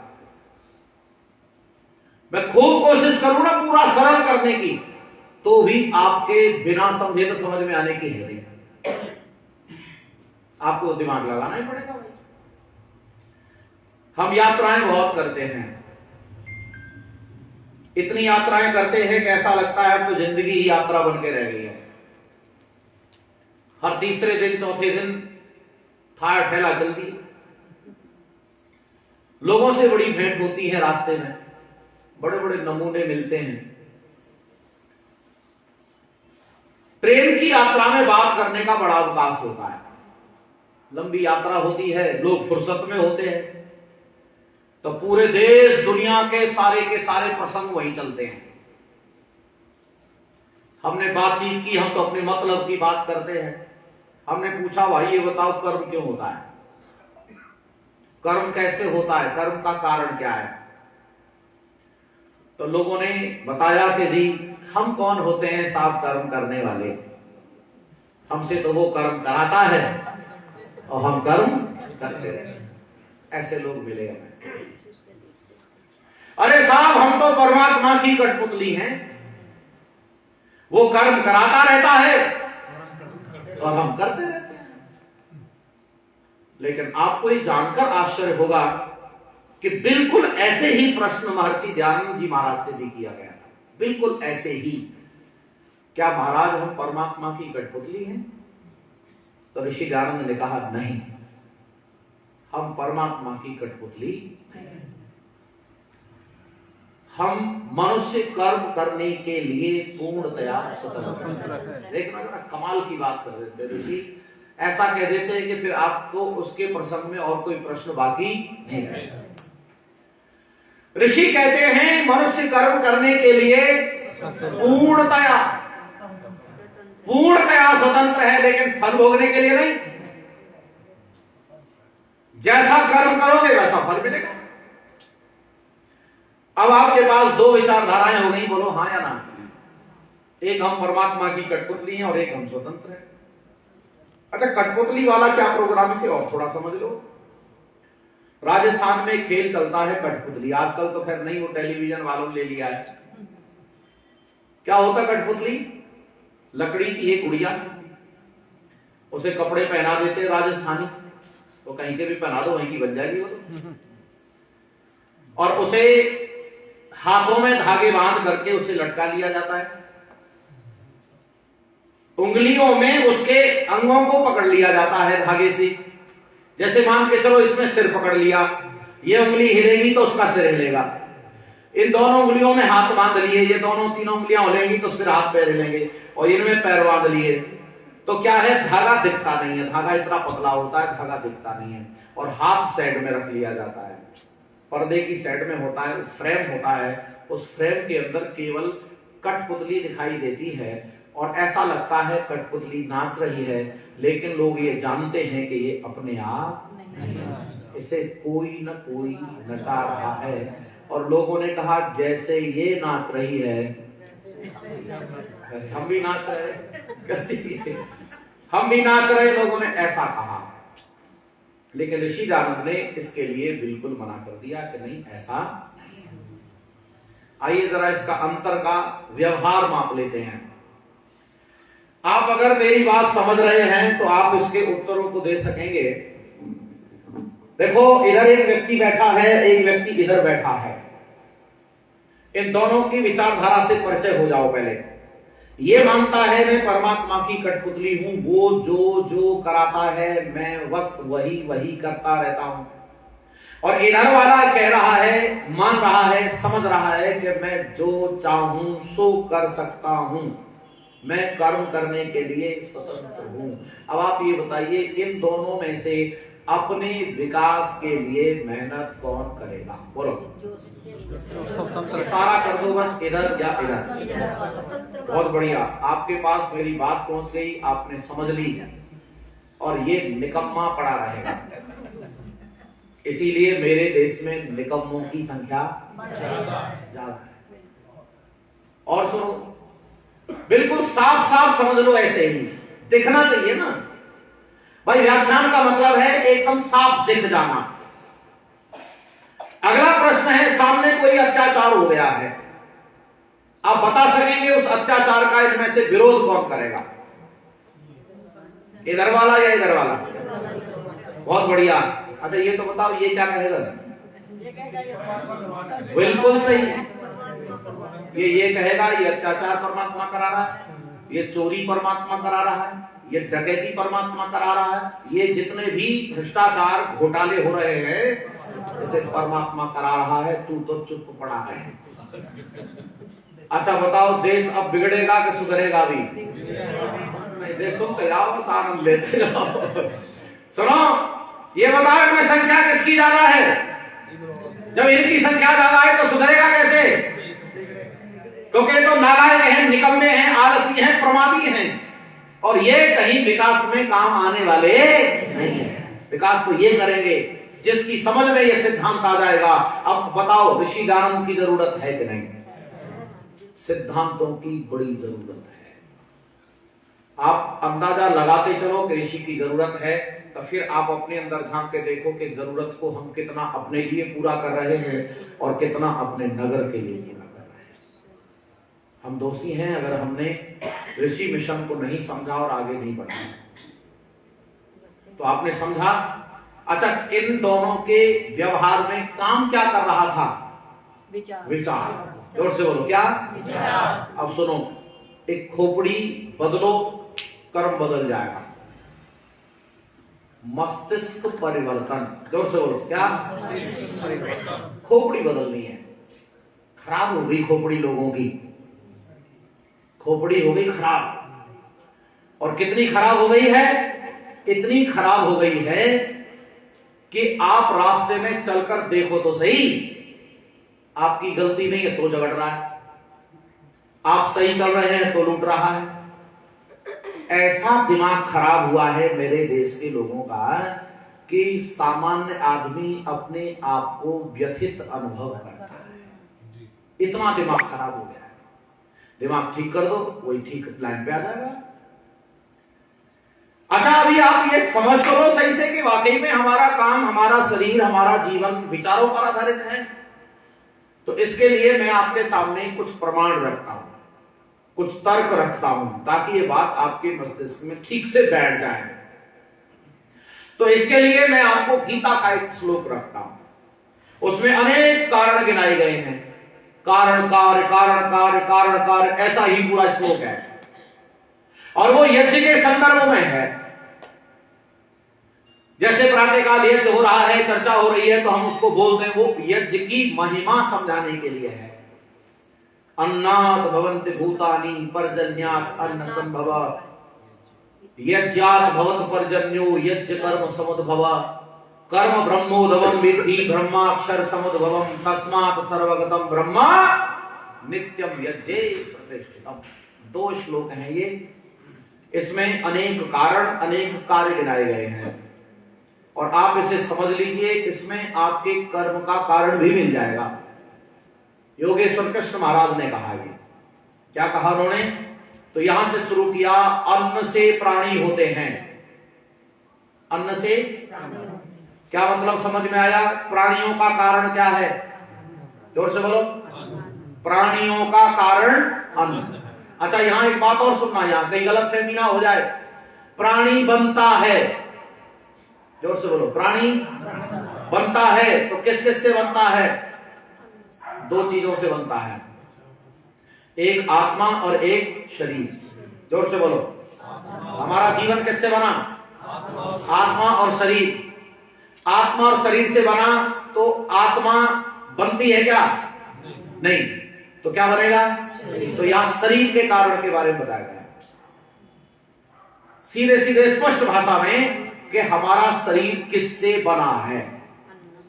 तो आप बिल्कुल नोट कर लो, हमारा शरीर आहार से बना है। जोर से बोलो, क्या से बना है? और यहां अन्न का मतलब अनाज गेहूं नहीं है।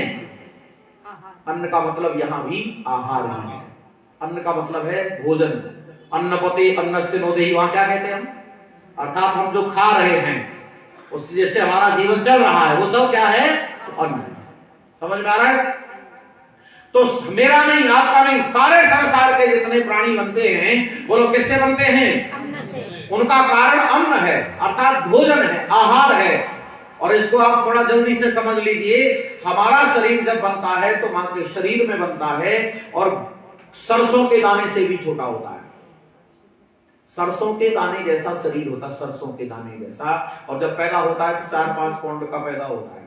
अच्छा, ये बताओ, सरसों के दाने जैसे इतना बड़ा कैसे हो गया? मटेरियल कहां से आया? मां के द्वारा किए गए भोजन से। मां के द्वारा किए गए भोजन से। आचार्य चरक जब पढ़ा रहे थे शरीर स्थान व्याकरण, उसमें आयुर्वेद में, तो ब्रह्मचारियों ने पूछ लिया, गुरुजी ये शरीर इतना विकसित हो गया, ये प्रश्न तो बाद का है, पहले तो ये बताओ कि सरसों के दाने जैसा कैसे बन गया? क्योंकि बिना कारण के तो वो भी नहीं बनेगा। बिना कारण के बोलो, यहां तो कुछ भी नहीं होता है, तो सरसों के दाने जैसा कैसे बन गया? तो आचार्य चरक बता रहे हैं, यह भी भोजन से बनता है, माता पिता के किए हुए भोजन से। हम भोजन करते हैं, भोजन का रस बनता है, रस में से रक्त बनता है, रक्त में से मांस बनता है, मांस में से मेद बनता है, मेद में से हड्डियां बनती हैं, हड्डियों में से मज्जा बनता है और मज्जा से रज और शुक्र बनता है, जिससे संतान का शरीर। समझ में आया? हमारा शरीर, सारे संसार के प्राणी किससे बनते हैं? कारण क्या है शरीर का? आहार। समझ में आ गया? अब आपको सारे कारण समझ में आ जाएंगे। हमारे प्राणियों का शरीर बनता है अन्न से। अन्न होता है बरसात से। अच्छा, बरसात से होता है, यही बात ठीक है या कोई और साधन है? जैसे कुछ लोग ये सोच रहे होंगे हमारे पास तो पैसा, बरसात मत हो, पानी नीचे से फोड़ के निकाल देंगे। बोलो हाँ या ना? है जी? निकाल सकते हैं? नहीं, कुछ लोगों के मन में आ रहा हो तो बता सकते हैं। नहीं निकाल सकते, क्योंकि बरसात नहीं होगी तो जमीन में भी पानी नहीं रहेगा, समाप्त हो जाता है। सारा का सारा संसार बरसात से सिंचित होता है, इसीलिए वहां कारण लिखा है वर्षा। अन्न का जो कारण है वो बरसात ही है। और बरसात किसका कारण है? बरसात का कारण यज्ञ है। यज्ञ किसका कारण है? यज्ञ किससे होता है? तो यज्ञ होता है कर्म से। कर्म होता है ज्ञान से, और ज्ञान आता है परमात्मा से। अच्छा बताओ, कर्म का कारण क्या है? बस घूम गए? नहीं, आपने यहां क्या समझा? इस श्लोक में नहीं समझा तो फिर पीछे चले गए, और यहां ब्लैक बोर्ड होता तो मैं लिख देता, तब समझ में आता कि भाई यहां क्या क्या बताया गया। एक नजर डालते ब्लैक बोर्ड, एक नजर बोर्ड पर डालते। फिर से सुनो, अन्न, प्राणी होते हैं अन्न से, अन्न होता है बरसात से, बरसात होता है यज्ञ से, यज्ञ होता है कर्म से, कर्म होता है ज्ञान से, ज्ञान मिलता है परमात्मा से। अब बताओ कर्म, कर्म किससे हुआ? हाँ, ये बात पकड़ने की, विचार नहीं, पुरानी बात में नहीं जाओ। यहां क्या कहा गया है वो अलग बात है, विचार बराबर ज्ञान वो अलग बात है, लेकिन प्रसंग में क्या चल रहा है? बोलो, कर्म किससे होता है? ज्ञान से होता है। ये बात योगेश्वर कृष्ण महाराज ने आज से 5,500 वर्ष पहले बता दी थी। क्या है ना, कई बार हम जिस श्लोक को जिस प्रसंग में ले रहे होते वही समझते और कारणों को समझ ही नहीं पाए, लेकिन हमने जब बार बार पढ़ा तो हमने कहा इसमें तो बड़े कमाल की बात लिखी हुई है। यहाँ तो शरीर की विज्ञान भी लिखी हुई है, यहाँ तो यज्ञ का विज्ञान भी लिखा हुआ है, और बरसात का भी, बोलो, बरसात का विज्ञान लिखा हुआ है, कर्म का विज्ञान लिखा हुआ है, और कर्म जो ज्ञान, वेद ज्ञान है वो परमात्मा से ही आता है, ये भी लिखा हुआ है। अब देखो कितने प्रसंगों में काम आएगा ये श्लोक। यहां तो इतना समझो, वैसे पूरा का पूरा समझ में आ जाना चाहिए कि सारा का सारा जो खेल है वो ज्ञान का है, और ज्ञान परमात्मा से आता है। ज्ञान भी मनुष्य के पास अपना नहीं है, लेकिन अभी जहां चल रहे हो वहीं चलते रहो। हमारा जो कर्म हो रहा है वह ज्ञान से हो रहा है। जोर से बोलो, किससे हो रहा है? ज्ञान। जैसा ज्ञान वैसा कर्म, जितना ज्ञान उतना कर्म। चलो मैं आपको आधुनिक साइंस की तरफ से एक प्रमाण देता हूं, फिर हम थोड़ा और आगे बढ़ेंगे। एक बात और बताएं, कंप्यूटर काम करता है। एक प्रश्न आ रहा है, उसे संभालिए, और सभी जितने कंप्यूटर जानते हैं वो लोग उत्तर देंगे। मेरे सामने एक कंप्यूटर रखा हुआ है, इससे हमें कुछ काम लेना है, मुझे लेना है, आपको लेना है, यहां जितने भी लोग बैठे हैं हम सब चला सकते हैं उसे। तो यहां पर जो कंप्यूटर रखा हुआ है वह हमारे, सुनो सुनो, प्रश्न का उत्तर नहीं देना, आप उत्तर विचार लेना। मैं उत्तर दे दूंगा, अगर उसके अतिरिक्त कोई उत्तर हो तो आपको देना है। एक ही उत्तर है उसका, दो नहीं है। और आपके पास तो कितने ही उत्तर होंगे अभी अभी। तो पहले प्रश्न को समझो फिर उत्तर देना, और आपको सब कुछ स्पष्ट दिखाई दे जाएगा। हमारे, मेरे नहीं, हमारे सामने एक ही कंप्यूटर है। इस कंप्यूटर से हम कुछ काम लेना चाहते हैं, तो यह कंप्यूटर हमारे कितने काम आ सकता है? उत्तर विचार लो, देना नहीं उत्तर। यह कंप्यूटर हमारे कितने काम आ सकता है? तो इसका केवल एक उत्तर है, जितने काम के लिए इसे तैयार किया गया है। कोई और उत्तर है आपके पास? जोर से बोलो। नहीं। ठीक है, अब आप आनंद लेना जरा, और आप ये देखना कि मैंने मनुष्य और कंप्यूटर को साथ साथ जोड़ करके देख लिया। अब एक बार फिर से सुनो इस प्रश्न को, ताकि अगला प्रश्न समझ में आ जाए। ये मशीन, कंप्यूटर नाम की मशीन, केवल हमारे उतने काम आ सकती है जितने काम के लिए इस मशीन को तैयार किया जाता है। अब आप में से किसी मनुष्य को उठाया जाए और यहां खड़ा कर दिया जाए, या फिर विश्व के किसी भी मनुष्य को ला करके यहां खड़ा कर दिया जाए और सेम प्रश्न उसके जीवन के लिए लगा दिया जाए कि यह मनुष्य हमारे कितने काम आ सकता है, तब आपका क्या उत्तर होगा? बोलो। आवाज नहीं आई? तब भी वही उत्तर होगा कि यह मनुष्य जितने काम के लिए तैयार हुआ है, तैयार हुआ है, तैयार किया गया है, अर्थात यह मनुष्य जितने काम के लिए सक्षम बन सका है, बोलो, केवल और केवल, बोलो, उतना। अब बोलो, हमारी सबकी लिमिटेशंस हैं कि नहीं? और एक बात बड़ी मजेदार रोचक बात सुनो, कंप्यूटर इतनी बढ़िया मशीन है जिसे अनेक कामों के लिए प्रयोग कर सकते हैं, लेकिन बिना तैयारी के नहीं। संसार के सारे काम कर सकते हैं कंप्यूटर से, तो बोलो अतिशयोक्ति तो नहीं है? नहीं। संसार के बोलो सारे काम करने के लिए प्रयोग किया जा सकता है। कंप्यूटर इतनी बढ़िया मशीन है, लेकिन बिना तैयारी के नहीं।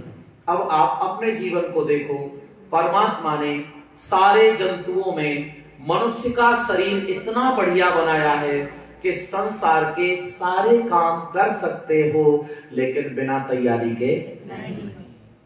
आप किसी भी ऊंचाई पर चढ़ सकते हो, हाँ या ना? किसी कुर्सी पर बैठ सकते हो, बोलो हाँ या ना? संसार का ऐसा कौन काम है जिसे आप नहीं कर सकते? आप संसार का हर काम कर सकते हो, लेकिन बिना तैयारी के नहीं। आप केवल उतना काम कर सकते हो जितना तैयारी की है, जितना सीखा है। इसीलिए नोट कर लो, उपदेश का पहला चरण पूरा हो रहा है। यहां सब सीखना पड़ता है। जोर से बोलो, यहाँ सब सीखना पड़ता है। सब कुछ सीखना पड़ता है, सब कुछ, सब कुछ। यहां व्यक्ति को चलना नहीं आता, आया ना? और जब दौड़ना सीख जाता है तो अपने बाप से कहता है तुम क्या जानते हो। वो ये भूल जाता है चलना इसीलिए सिखाया था, है जी? जिस बाप ने चलना सिखाया था, दौड़ लगा रहा है बेटा, तो कह रहा तुम क्या जानते हो? तुम जानते दौड़ लगाना? हाँ भाई, दौड़ लगाना नहीं जानते हम, पर तू ये भूल गया कि चलना हमने ही सिखाया। यहाँ किसी को न चलना आता है, अरे चलने की बात करते रे बाबा, यहाँ तो बैठना नहीं आता, और बैठने की बात मत करो, लेटना भी।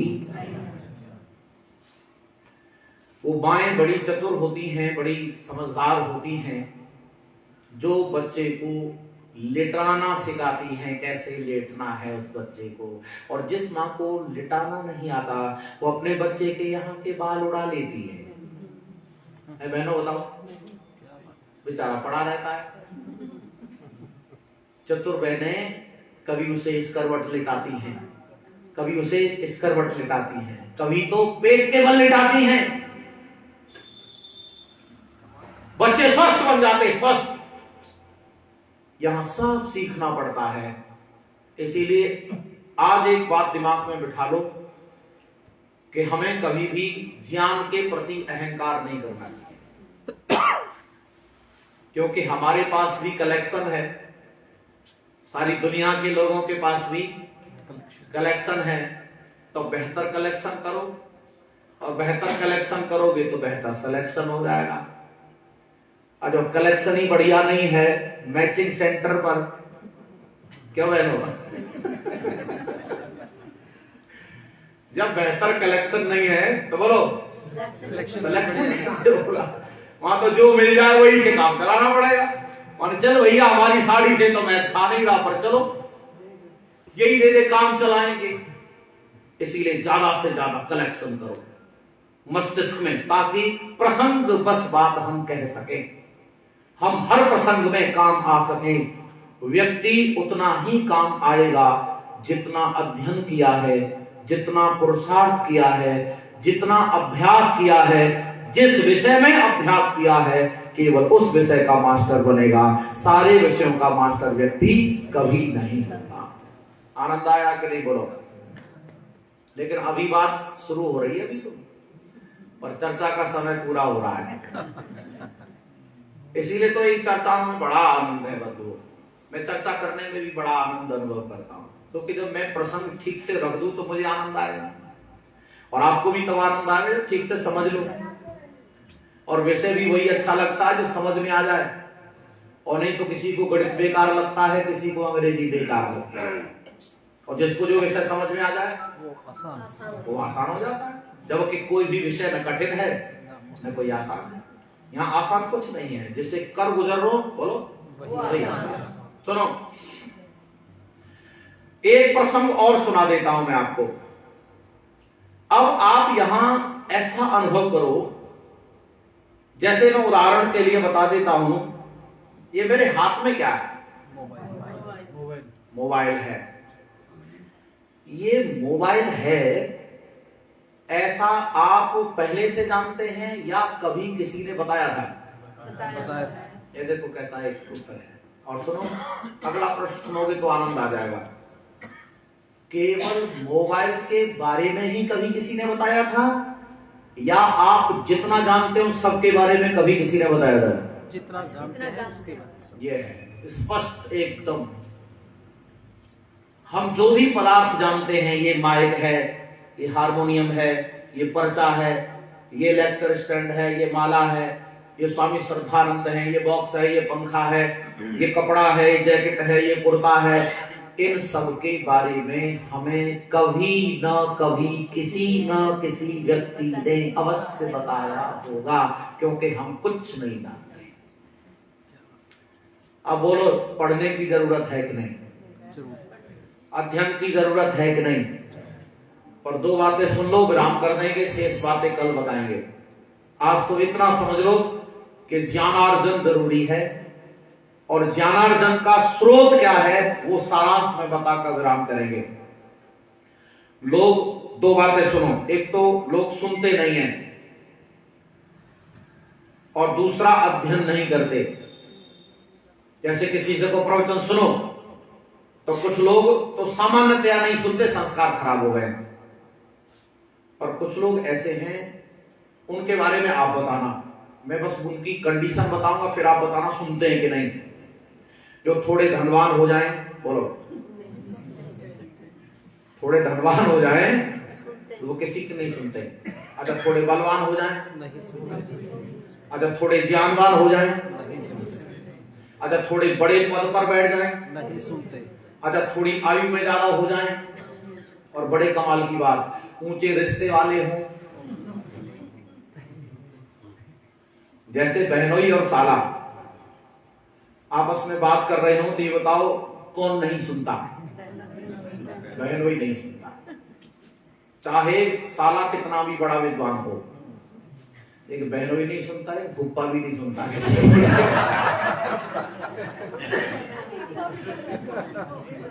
और ज्यादा देखना है तो कभी बारात में देख लो, उनकी स्टाइल ऐसी होती है, वो अलग पहचाने जाते हैं। और ये कौन है? और दिख नहीं रहा कौन है, फुप्पा होगा जरूर। इसीलिए कुछ, अच्छा क्या मानसिक रोग है कि नहीं? मानसिक रोग ज्ञान की वृद्धि नहीं होती। अब शुरू में सुनने को अध्ययन कर रहा हूं, अध्ययन करो। क्यों? उनमें सबसे पहला काम, हमारे पास कुछ है नहीं, इकट्ठा करने के लिए पढ़ो। बोलो हाँ या ना? जोर से बोलो। तैयार कर लो अपने मस्तिष्क को, और इसे पढ़ करके चले जाओ। बोलो क्या? अध्ययन करना जरूरी है, क्योंकि किसी मनुष्य का काम बिना अध्ययन के नहीं होता। उसके पास अपना कुछ भी नहीं है, इसीलिए अध्ययन करना हमारी मजबूरी है। पढ़ना चाहिए नहीं, पढ़ना पड़ेगा। नहीं पढ़ो, विकास करना है तो पढ़ो, नहीं विकास करना तो घूमते रहो ऐसे। दूसरा, अध्ययन इसीलिए भी करना पड़ेगा क्योंकि अध्ययन का क्रम नहीं बना रहा तो जो इकट्ठा किया वो भी खत्म हो जाएगा। महात्मा चाणक्य ने कहा अनभ्यासे विश्रम विद्या। ओहो, जानकार है बड़े लोग। अभ्यास करना बंद, विद्या जो रहा मस्तिष्क में आई थी सब खत्म। दूसरी बात, जितनी विद्या है उतने से काम चल जाएगा या और चाहिए? और चाहिए। नहीं, किसी के मन में हो तो आज से पढ़ना, लिखना, सुनना, जानना बंद कर दो। जितना नॉलेज है उससे आगामी जीवन सफल होने वाला, इसीलिए विद्या चाहिए, अध्ययन करो। और एक सबसे बड़ी बात क्या है वो सुन लो कि हमें ज्ञान अधिक चाहिए या प्रामाणिक चाहिए? प्रमाणिक। तो इसका उत्तर आपने एक दिया है, जबकि दोनों का सम्मिलित उत्तर आना चाहिए। हमें जितना भी चाहिए, बोलो प्रामाणिक चाहिए। थोड़ा भी नहीं चाहिए, ऐसा नहीं कि प्रामाणिक चाहिए, बोलो जितना भी चाहिए, बोलो प्रामाणिक चाहिए, तब आनंद आएगा। अब आपके पास में कल की चर्चा देखते हैं, कल कैसा वातावरण रहेगा। अगर आप इसी विषय को और अच्छे से सुनना चाहते हो तो विचारों का प्रभाव कैसे होता है, मस्तिष्क कैसे खराब होता है, मेरे देश का दिमाग क्यों खराब हो रहा है और कैसे सुधार होता है, इसकी बात करेंगे। अब इस समय सारांश में इतना समझ लीजिए कि हमारे पास अब ज्ञान अपना नहीं है तो ये आखिर आता कहां से है? वैसे तो ज्ञान संसार में बिखर रहा है, कहीं से इकट्ठा। बोलो जरा, ज्ञान बिखर रहा है, सब जगह बट रहा है। आप खड़े हो जाओ टेलीविजन के सामने, वहां बट रहा है। कोई बाबा बोल रहा है, बोलो वहां बट रहा है। कोई नेता बोल रहा है, वहां बट रहा है। स्टेशन पर किताबें बिक रही हैं, वहां बट रहा है। आप संसार में कहीं से भी ज्ञान बटोर सकते हो, इकट्ठा कर सकते हो, लेकिन एक कारण है। और वो कारण क्या है? आप मुझे बता सकते हैं गंगा कहां से निकलती है? गंगा का उद्गम स्थल क्या है? हिमालय। क्या स्थान का नाम भी कुछ कहते हो? गंगोत्री, गोमुख, है ना? चलिए, मतलब एक जानकारी के लिए कर रहे हैं। वहां से निहसत होती है, निकलते चलते चलते कहां पहुंच जाती है? गंगा सागर। क्या है गंगा जगह का नाम? उसको बंगाल की खाड़ी भी कहते हैं। कलकत्ता के पास में है ये जगह। हिमालय से चल करके गंगा वहां तक पहुंच जाती है। प्रश्न है, गंगा का जल चाहिए तो बोलो कहां से मिलेगा? हरिद्वार। हरिद्वार से, बुलंदशहर से ना मिलेगा, कलकत्ता से ना मिलेगा।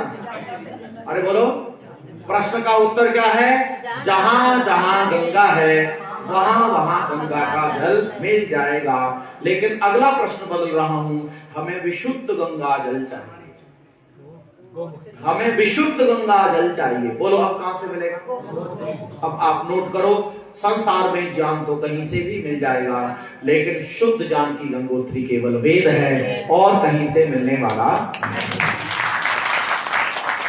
आप चाहे कहीं चले जाओ दुनिया में, चाहे कोई रागनी गाता हो, चाहे चौपाई गाता हो, चाहे गीत भजन गाता हो, और चाहे संस्कृत की कविता ही क्यों न सुनाता हो, वह प्रामाणिक बिल्कुल नहीं है। केवल प्रमाण सिद्धांत के लिए वेद ही है। वेद के अतिरिक्त संसार में कोई दूसरी पुस्तक प्रामाणिक नहीं है। आज की चर्चा बहुत है, इतना समय हो गया बातचीत का, आप सबने धैर्य से सुना। आप सबके लिए बहुत बहुत धन्यवाद। ईश्वर का धन्यवाद करेंगे। ओम देव शांतिरंतरिक्षं शांति पृथ्वी शांतिरापः शांतिरोषधयः शांतिः वनस्पतयः शांतिर्विश्वे देवाः शांतिर्ब्रह्म शांतिः सर्वं शांतिः शांतिरेव शांतिः सामा शांतिरेधि। ओम शांतिः शांतिः शांतिः। जो बोले सो अभय। वैदिक धर्म की जय। पूर्व गिरिजानंद की जय। जगत गुरु महर्षि देव दयानंद की, मर्यादा पुरुषोत्तम श्री रामचंद्र की, योगीराज श्री कृष्णचंद्र महाराज की, महर्षि पतंजलि की, महामुनि पाणिनि की, देश और धर्म पर बलिदान होने वाले वीर वीरांगनाओं की, भारत माता की, गौ माता का आर्य समाज, वेद की ज्योति, ओम का झंडा।